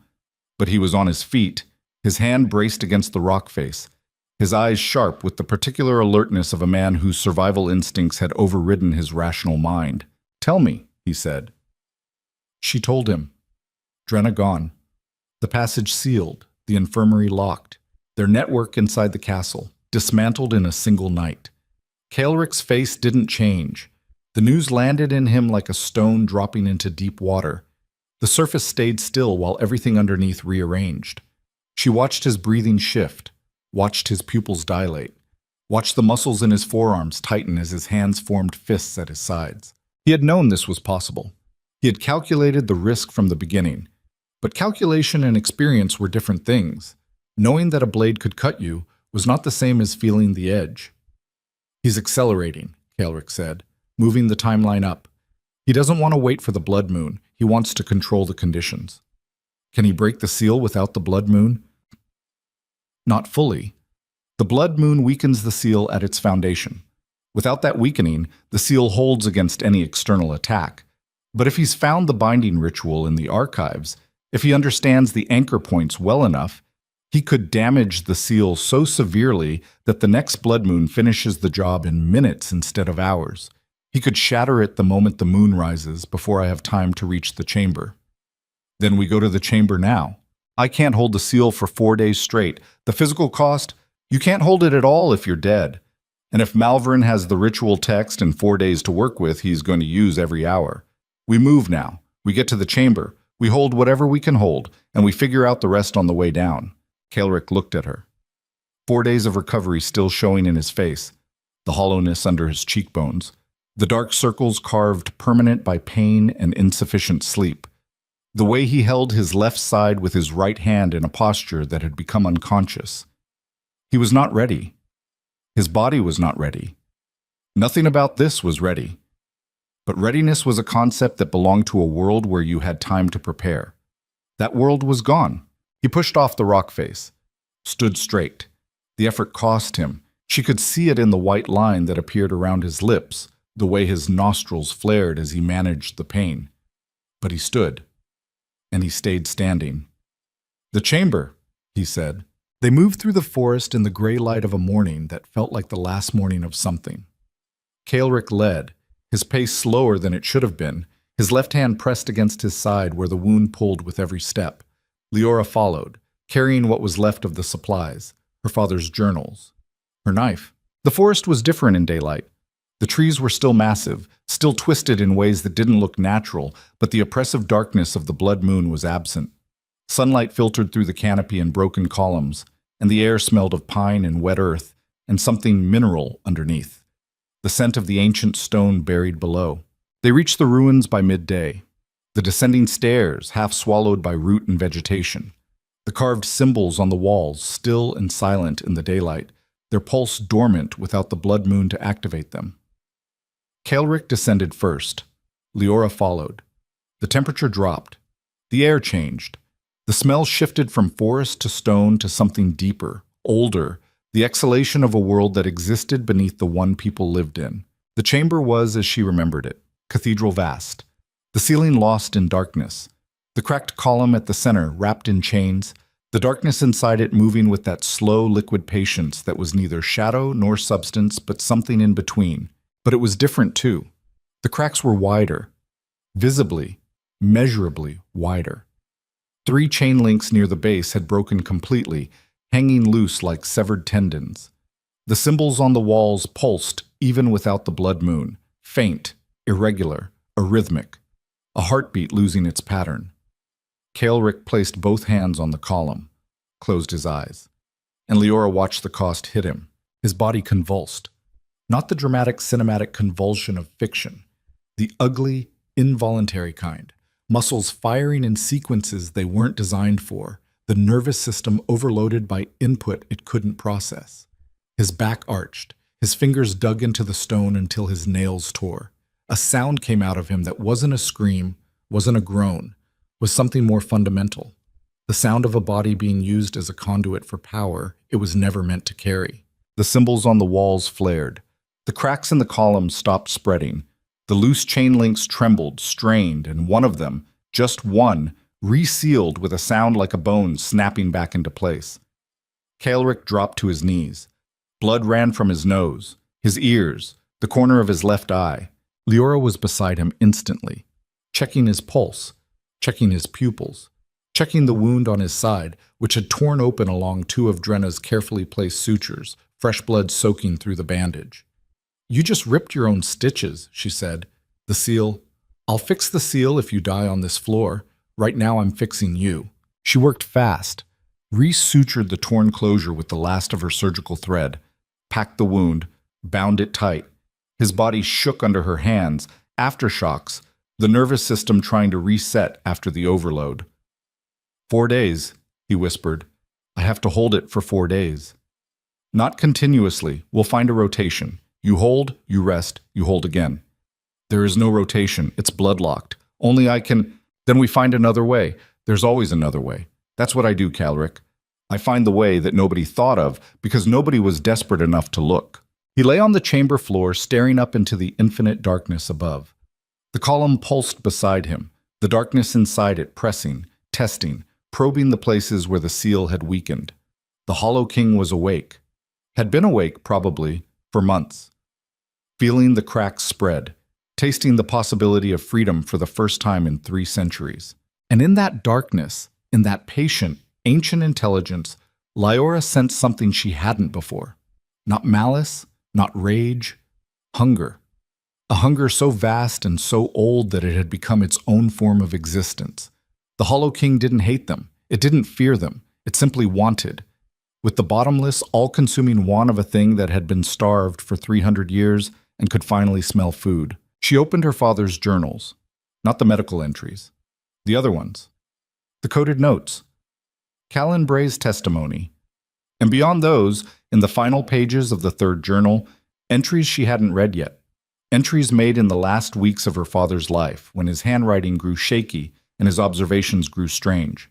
Her father had been researching the seal, not from the royal archives, he'd never had access to those, from older sources, village records, folk stories passed down through generations of healers, the oral history of the common people, which contained, buried under layers of superstition and embellishment, fragments of truth that the royal bloodline had never thought to look for.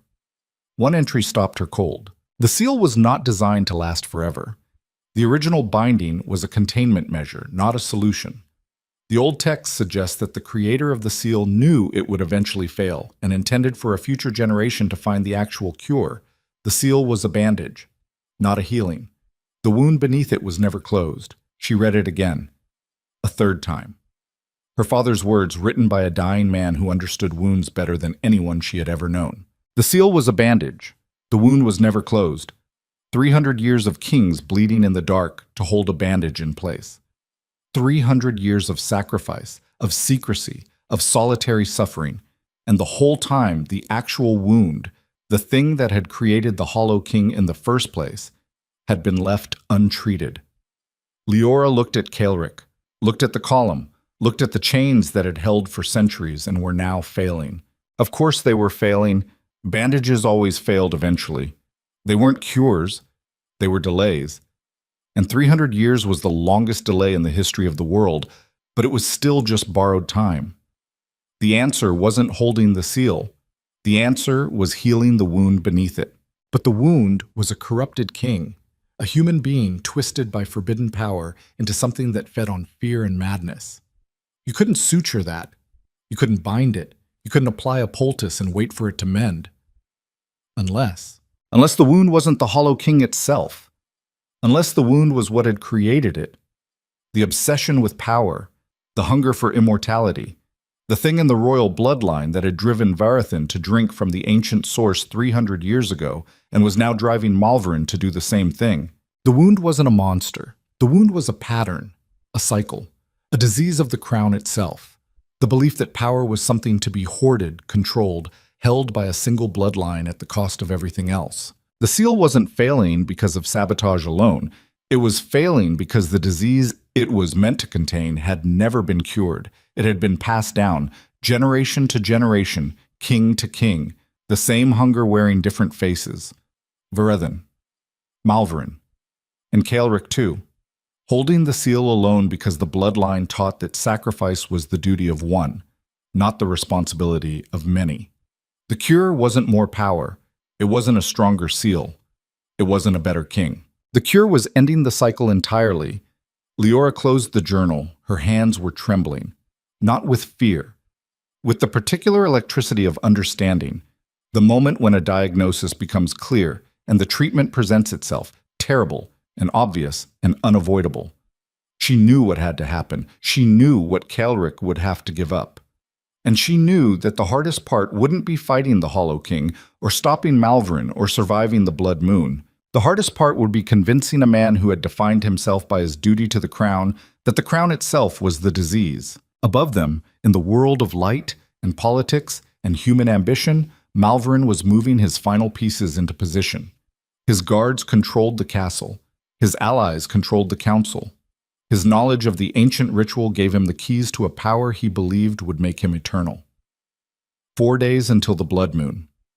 4 days until the seal shattered and the Hollow King rose and the world drowned in 3 centuries of accumulated madness. And in the chamber beneath the earth, a healer sat beside a bleeding king and held in her hands the only cure that had ever existed. A cure that would require Kael'ric to destroy the very thing he had spent his entire life protecting. The column pulsed, the chains groaned, the darkness pressed. 3 days, 22 hours. The Blood Moon was coming, and the cure was worse than the disease. She told him on the 3rd morning before the Blood Moon. Not gently.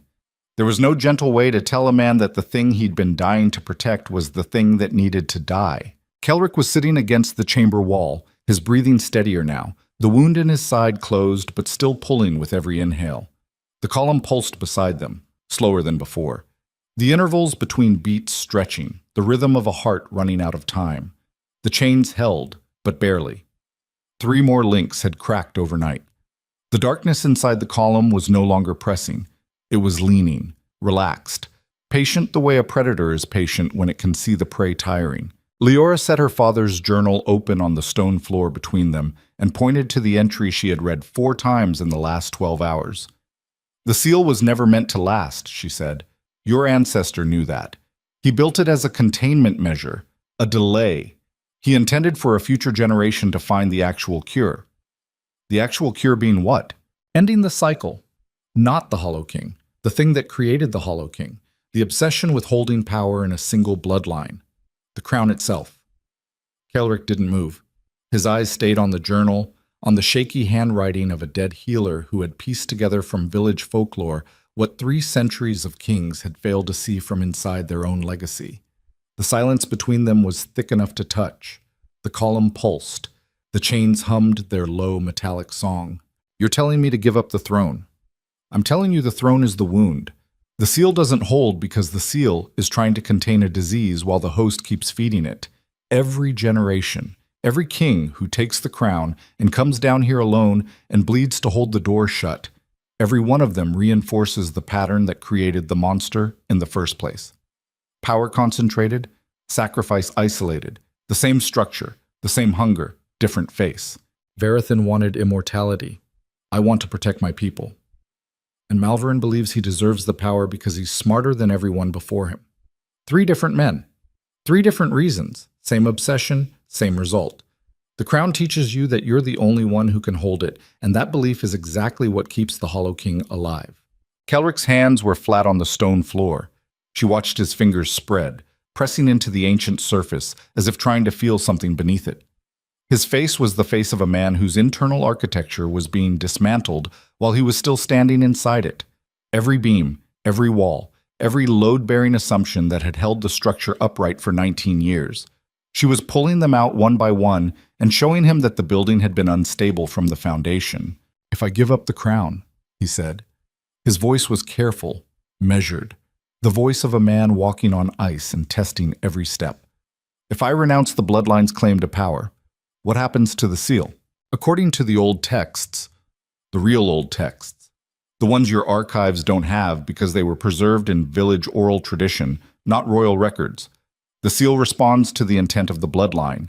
It was created by a king who seized power and then tried to contain the consequences of that seizure. The seal holds because the bloodline insists on holding. If the bloodline releases, truly releases, not as a tactic, not as a strategy, but as a genuine surrender of the claim, the seal dissolves. And the Hollow King? The Hollow King exists because the power was taken and hoarded. If the hoarding ends, the corruption has nothing to feed on. The entity collapses. Not destroyed, dissolved. The way a fever breaks when the infection is cleared. the way a wound closes when you stop reopening it. You're asking me to bet the survival of the entire kingdom on a theory from a village healer's journal. I'm asking you to consider the possibility that 300 years of doing it your way hasn't worked. That the seal is failing not because Malverin is sabotaging it, but because sabotage is possible, because the system was always fragile, always dependent on a single point of failure, always one betrayal away from collapse. Malverin didn't create the vulnerability. He exploited one that was built into the design. The column cracked, a sound like old timber splitting. Both of them turned.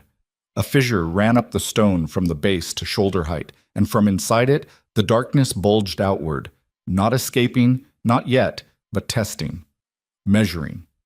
The Hollow King had felt the seal weaken further. It was adjusting its pressure. Kaelric stood. The movement cost him.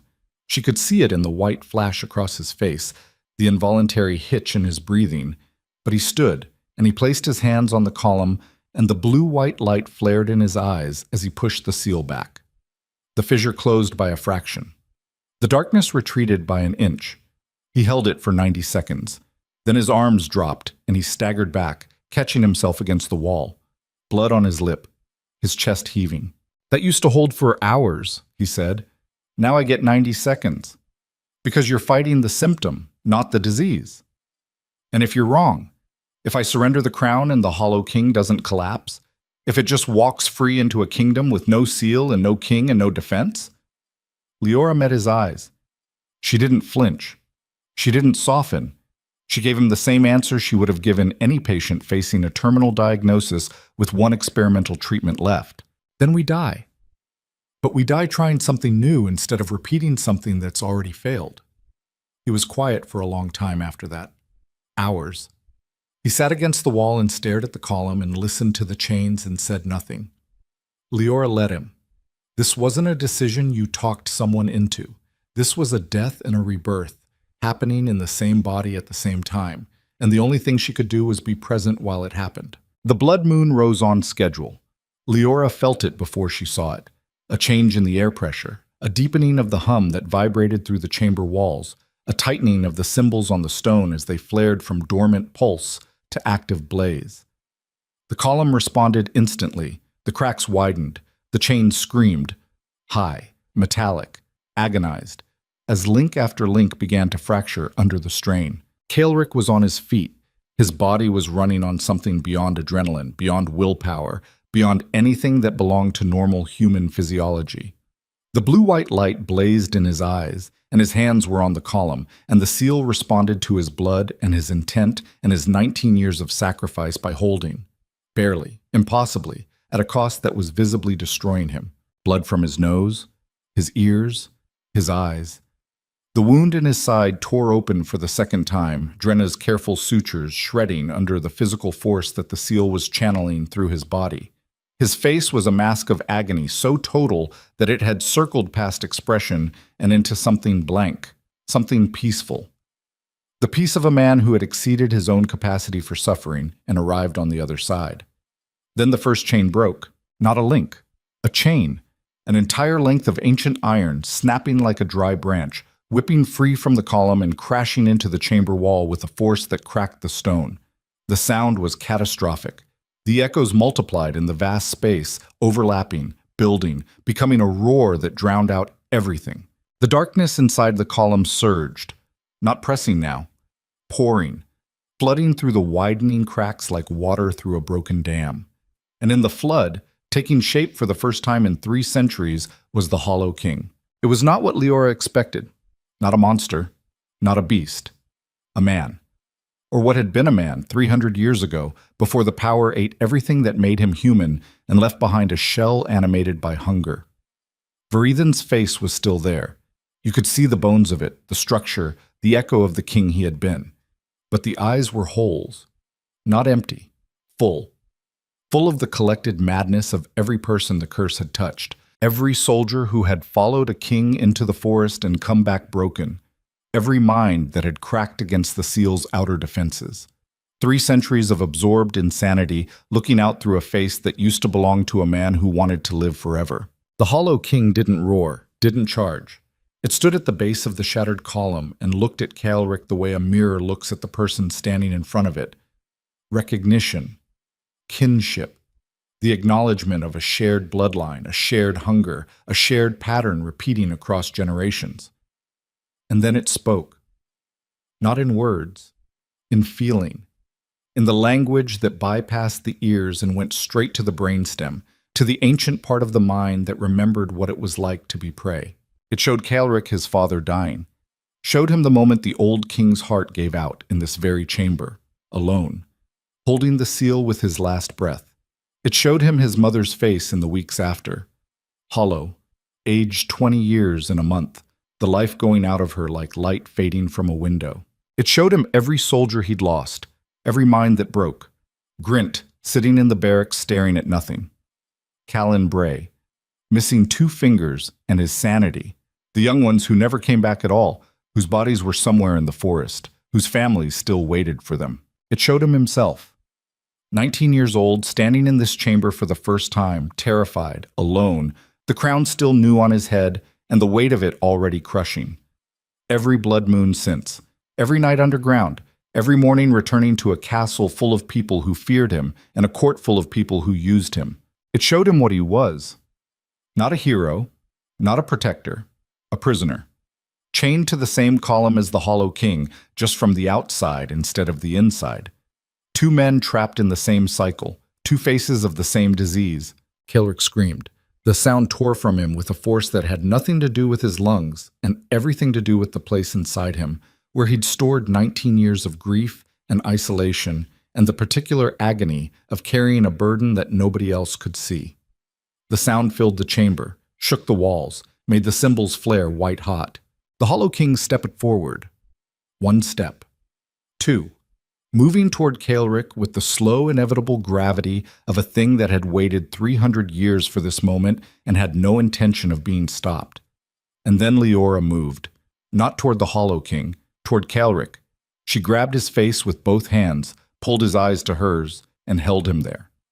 His skin was burning. His eyes were wild, half brown, half blue-white, the seal and the man fighting for control of the same body. "Look at me," she said. "Not at him. At me. I can't hold it. It's too strong. The seal, forget the seal. The seal is over. Kaelric, listen to me. The seal is over." The Hollow King was 5 feet away. 4. The darkness around it was spreading, flowing across the chamber floor like oil, and where it touched the stone, the symbols went dark, extinguished. The seal's architecture collapsing section by section, wall by wall. "You need to let it go," Leora said. "Not the seal, the crown, the claim, the bloodline's grip on this power. You need to let it go, Kaelric, all of it, right now. If I let go and it doesn't work, then it doesn't work and we die here, and somebody else figures it out after us. But you have been holding this door shut for 19 years and it is killing you, and it is not working. It was never going to work, because the door was never supposed to be held. It was supposed to be opened, 3 feet. The Hollow King's hand was reaching forward. Its fingers were long, pale, wrong. The fingers of a king who had grasped for immortality and gotten something else entirely. The touch of those fingers would do what the curse had done to every mind it reached. It would break him, absorb him, turn him into the next link in the chain. Kaelric looked at Leora. In his eyes, the blue-white light was fading. Not because the seal was strengthening, because he was letting it go. Releasing the grip he'd held since he was 19 years old, opening the fist that had been clenched so long the muscles had forgotten any other shape. "I don't know who I am without this," he said. "Neither do I. We'll figure it out." He let go. Not a dramatic gesture, not a shout or a declaration or a grand renunciation. He simply stopped holding, the way you stop holding your breath, the way you stop clenching your jaw, the way you release a weight you've been carrying so long you forgot you were carrying it until the moment you set it down, and your whole body rises by an inch. The seal dissolved. The symbols on the walls went dark. The chains fell from the column, not breaking, not snapping, just falling. Releasing. The iron hitting the stone floor with a sound like a bell, resonant and final and clean. The Hollow King stopped. Its reaching hand froze in the air. Its whole eyes widened, and for one instant something flickered behind them. Not madness, not hunger. Confusion. The expression of a thing that had been pushing against a door for 3 centuries and suddenly found the door wasn't there anymore. The darkness around it shuddered, contracted. The spreading oil on the floor reversed, pulling back toward the source, condensing. The Hollow King's form flickered, solid, translucent, solid again, and then began to unravel. Not violently, not with pain or fury or resistance. Quietly. The way fog dissolves when the sun reaches it. The way ice turns to water. A phase change. A transition from one state to another. Verithin's face emerged one final time from the dissolving darkness. Not the monster's face. The man's face. The original face. Young. Frightened. The face of a king who had wanted so desperately to live that he'd destroyed everything he was in the attempt. And in that face, before it faded, Leora saw something she recognized. The look her father had worn in his final hours. Not peace, exactly. Release. The letting go of a fight that could never be won, and the discovery that the surrender was not defeat, but the first honest act in a lifetime of struggle. The Hollow King dissolved. The darkness collapsed into itself, smaller and smaller, a black point in the center of the chamber that pulsed once, twice, and then vanished. Not destroyed. Returned. Whatever the ancient power had been before Verithin seized it, it went back to that. Into the stone. Into the earth. Into the deep foundations of the world where it had existed before any king put his hands on it. The chamber went dark. Completely dark. The symbols were dead. The chains lay silent on the floor. The columns stood whole, the cracks sealed, the stone smooth and unmarked as if 3 centuries of imprisonment had been a dream the earth barely remembered. Kael'ric collapsed. Not from injury, from absence. The thing that had lived inside him since he was 19, the seal's anchor, the bloodline's chain, the constant hum of power and responsibility and sacrifice, was gone. And what was left was a man. Just a man. Lying on a stone floor in the dark, breathing clean air for the first time in 19 years. Leora sat beside him. She couldn't see him. The darkness was total. But she could hear him breathing, and after a while she felt his hand find hers in the blackness, and his fingers closed around her palm, and they sat there together in the silence that exists after a war ends and before the world decides what comes next. "Is it gone?" he asked. His voice was raw, stripped. "Yes. The seal, the curse, all of it. All of it." He was quiet for a long time. She felt his hand trembling in hers. Not with cold, not with pain. With the particular tremor that comes when every structure you've built your life around vanishes in a single instant, and you find yourself standing in open space with no walls, no ceiling, no floor. Vertigo. The vertigo of a man who had defined himself by what he carried, now standing empty-handed. "I don't feel like a king anymore," he said. "You're not. That should scare me." "Does it?" Silence. His breathing, hers. The dead air of a chamber that had been the center of a 300-year war and was now just a room underground. Stone and iron and darkness and 2 people sitting on the floor. "No," he said. "It doesn't." They climbed the stairs at dawn. The forest had changed. Leora felt it the moment they emerged from the ruins. Something in the air, in the quality of the light, in the way the trees held themselves. The twisted, tortured shapes of the blackthorn trunks were softening, not healed, not overnight, but beginning. The slow, incremental unbending of wood that had been warped by centuries of dark energy pressing upward through the root systems. The forest was exhaling, releasing a held breath that had lasted 300 years. The blood moon was gone. The sky was clear. Dawn light came through the canopy in clean, unbroken columns that reached the forest floor for the first time in living memory. They walked south. Slowly. Kael'ric's body was wrecked, the reopened wound bleeding through its bandages, his muscles shaking with exhaustion, his face the color of old ash. But he walked. One foot, then the other. The simplest, most fundamental act of survival, performed by a man who had nothing left except the choice to keep moving. They reached the forest edge as the sun cleared the eastern ridge. Below them, spread across the valley in the morning light, was the kingdom. The castle. The villages, the fields and roads and rivers that had been the domain of the blood-sealed crown for 3 centuries. All of it visible, all of it real. And for the first time, none of it his. Caelric stopped at the tree line, looked at the kingdom that had been his burden and his identity and his cage.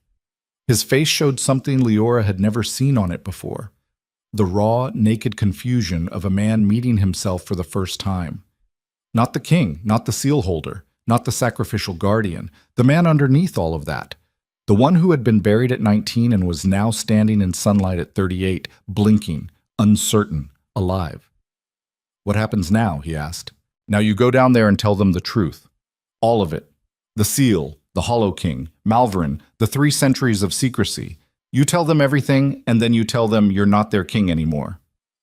They'll call me a traitor. Some will. Others will understand. The ones who've lost family to the forest, the ones who've watched soldiers come back broken, the ones who've spent their whole lives feeling that something was wrong but never knowing what. You give them the truth, and you let them decide what to do with it. And Malverin? Malverin tried to seize a power that no longer exists.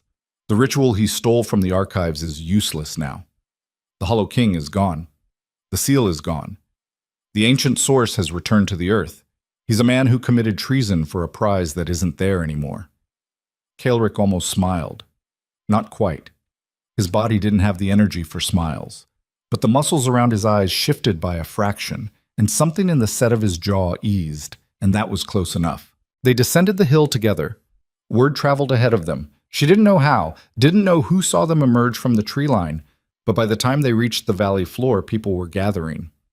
Villagers, farmers, women with children on their hips and men with tools in their hands, and old people who leaned on each other and stared at the king walking down the road in torn, blood-stained leather, with a healer's daughter beside him and no crown on his head. Sergeant Breck was there, alive. Released from his cell by guards who had abandoned their posts when the chains in the underground chamber fell, and the sound traveled through the castle's foundations like an earthquake. He stood at the front of the crowd with Darrow beside him, both men in rumpled uniforms, both men looking at their king with expressions that mixed relief and bewilderment in equal measure. Drenna was there too, bruised, thinner. She'd been held in the castle's lower cells since Malverin locked down the infirmary. The collapse of the seal had cracked the cell walls, and she'd walked out through the rubble. She looked at Leora across the crowd and nodded once. Just once. The nod of a woman who had bet everything on a stranger's plan and been proven right. And who would never say I told you so because that wasn't the kind of woman she was.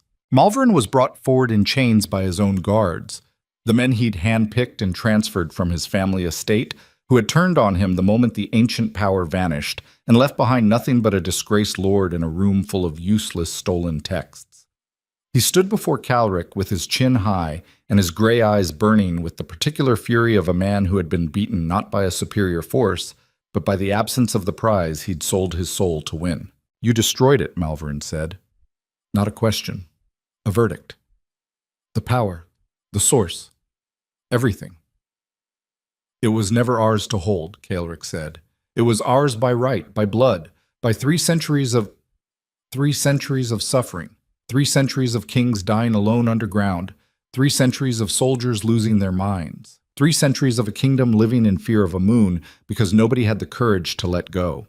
Malverin's face contorted, the smooth, controlled mask cracking for the first time, showing the raw thing underneath. Not ambition, not cunning, but a desperate childlike rage. The tantrum of a man who had spent his entire life building toward a single moment and been told at the threshold that the door opened onto an empty room. You gave up everything, Malverin said, for nothing. You had the power of centuries in your blood, and you surrendered it to a healer's theory and a dead man's journal. I gave up a cage, Caelric said, and I'd do it again. Malverin was taken away. Leora didn't watch him go. She was watching Caelric's face as he turned to the crowd. The hundreds of people who had gathered in the valley, who had lived their entire lives under the shadow of a curse they didn't understand, who were looking at their king and seeing something they'd never seen before. Vulnerability. Honesty.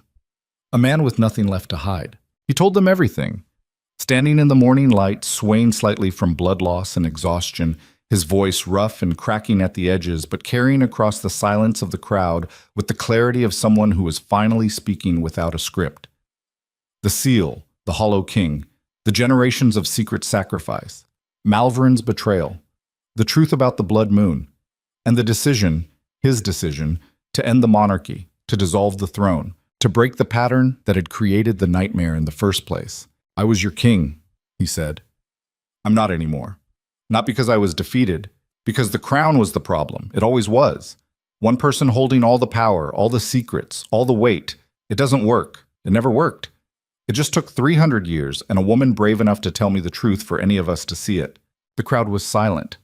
Not the hostile silence of rejection, not the warm silence of acceptance. The bewildered silence of people processing a reality shift so fundamental that their minds needed time to catch up. Then Breck stepped forward, removed his helmet, held it against his chest. "What do we do now?" he asked. And Kaelric said the words that would reshape the kingdom more thoroughly than any crown or curse or seal ever had.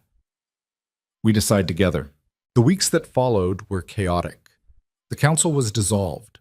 Malvern and his conspirators were imprisoned after public proceedings that laid bare every detail of the plot. The evidence was overwhelming. Lior's notes, Kaelric's testimony, the stolen archive texts found in Malvern's quarters, the accounts of the guards who had carried out his orders. The kingdom watched its own secrets exposed in daylight and reacted the way any organism reacts to a wound being cleaned. With pain first, then relief, then the slow recognition that the pain was part of the healing. A new governing body was formed. Not a council of lords. A council of the people, drawn from every district, every trade, every station. Breck was elected to represent the military. Drenna represented the healers. Rorik, the stable hand with the cracked ribs, was chosen by the castle's service staff. A farmer named Thessa, who had lost 2 sons to the Blackthorn Forest over the years, spoke for the outer villages. It was messy. It was slow. Decisions that Kaelric could have made in minutes took days of argument and compromise and revision. The new council argued about everything: taxation, land rights, military structure, trade policy. They argued loudly and publicly and without the polished restraint of the old court. It was, Leora thought, the healthiest sound she had ever heard. Marin and Kael returned from the eastern highlands 2 weeks after the blood moon. Kael was taller, or maybe he just stood straighter. The experience in the chamber had left marks on him, nightmares mostly, and a wariness around dark enclosed spaces that would probably never fully leave. But his laugh was intact. That ridiculous, unbridled, room-brightening laugh that made everyone within earshot feel like the world was kinder than they thought. Marin came back to her cottage and her practice and her herbs and resumed healing the villages as if she'd never left. She didn't ask Leora for details about what had happened in the chamber. She didn't need to. She looked at her daughter's face and saw everything she needed to know. The new lines around the eyes, the steadier set of the jaw, the particular stillness that comes into a person when they've been through something that burned away everything non-essential and left only what matters. "You look like your father," Marin said. It was the kindest thing anyone had ever said to her. Months passed. The Blackthorn Forest continued its slow transformation. The twisted trees straightened by degrees, the canopy thinned to allow more light, and the oppressive energy that had kept people away for generations faded to a memory. Children began playing at the forest's edge. Hunters returned to the trails. The creek where Kael had wandered on Blood Moon night ran clear and cold and ordinary. The kingdom learned to live without a crown. It wasn't easy. There were disputes. There were power struggles within the new council. There were people who missed the simplicity of a single ruler and said so loudly. But the disputes were resolved through argument rather than decree. The power struggles were conducted in public rather than behind closed doors. And the people who missed the monarchy were free to voice their dissent without fear. Kaelric left the castle. Not dramatically. Not in exile. He simply walked out one morning with a bag on his shoulder and his sword on his back, and the quiet, slightly bewildered expression of a man who had been released from a cage and was still learning to walk without walls. He built a house at the edge of the Blackthorn Forest. Small, stone, one room with a fireplace and a window that looked out over the trees. He built it himself, poorly at first, with the clumsy hands of a man who had never done manual labor, but improving day by day as the work taught him what the throne never had. That building something from nothing with your own hands was a different kind of power, a kind that didn't take from anyone else, a kind that left the world with one more thing in it instead of one less. Leora came to visit on the day he finished the roof. She brought supplies. Medical supplies, because she would always be a healer first and everything else second. And she brought the journals, her father's 3 leather-bound books, which she placed on the shelf Kaelric had built beside the fireplace. For the record, she said. He looked at the journals, then at her. The blue-white light was gone from his eyes, had been gone since the night in the chamber. What remained was brown, just brown. The ordinary, unremarkable brown of a man who was no longer connected to ancient power, no longer bound to a seal, no longer carrying the weight of 3 centuries of bloodline obligation. And in those ordinary brown eyes was something she had never seen before. Not when he was a king, not when he was fighting the Hollow King, not when he was bleeding in a tunnel beneath his own castle. Peace. Not the absence of pain, the presence of something that had taken root in the place where the pain used to live. Something quiet and stubborn and real, like a seedling growing in the crack of a broken stone. Stay, he said. One word. No command, no royal decree, no authority behind it. Just a man in a house he'd built with his own hands, asking a woman to stay, because she was the only person in the world who had seen him at his worst and chosen to stand beside him anyway. Leora looked at him, at the house, at the forest stretching out behind it, still healing, still unbending, still becoming something new after 3 centuries of being twisted by a power that was never meant to be held. She set down her pack. Someone's got to keep an eye on those stitches, she said. He almost smiled. She almost smiled. Neither of them was quite ready for smiling. There was too much scar tissue, too much memory, too many nights in the dark behind them, and too many uncertain mornings ahead. But the almost was there. The space where the smile would go when the time came, when the healing had progressed enough for the muscles to remember what they were for. The blood moon rose that night, the first one since the seal broke. Leora stood at the window of the small stone house and watched it climb the sky, slow, swollen, rust-colored, and felt nothing. No fear, no dread, no ancient weight pressing down from the stratosphere. Just a moon. Just light reflected from a star onto a rock orbiting a world where people lived and suffered and healed and built and started over. Kaelric stood beside her, not touching, close. "Does it bother you?" she asked. He watched the moon for a long time. The light fell across his face, of the scars, the lines, the permanent marks of 19 years spent underground fighting something nobody else could see. But the face wasn't tight, wasn't guarded, wasn't performing. It was just a face. A tired, weathered, 38-year-old face belonging to a man who had lost everything he thought defined him, and discovered in the wreckage that he was still there. "No," he said. "It's just a moon." Below them, in the valley, the kingdom slept. No soldiers at the gates, no locked doors, no whispered fears of what the red light might bring. Just 1,000 ordinary lives unfolding in the darkness, protected not by a crown or a seal or the secret sacrifice of a single bloodline, but by the simple, radical, terrifying decision to trust each other with the truth. The moon climbed higher. The light turned everything to rust and gold. And in a small stone house at the edge of a healing forest, 2 people who had walked through the worst of each other and come out the other side stood at a window and watched the night pass without fear, without burden, without a kingdom on their shoulders. Just themselves. Just the quiet. Just the long, slow work of learning to live without walls. It was enough.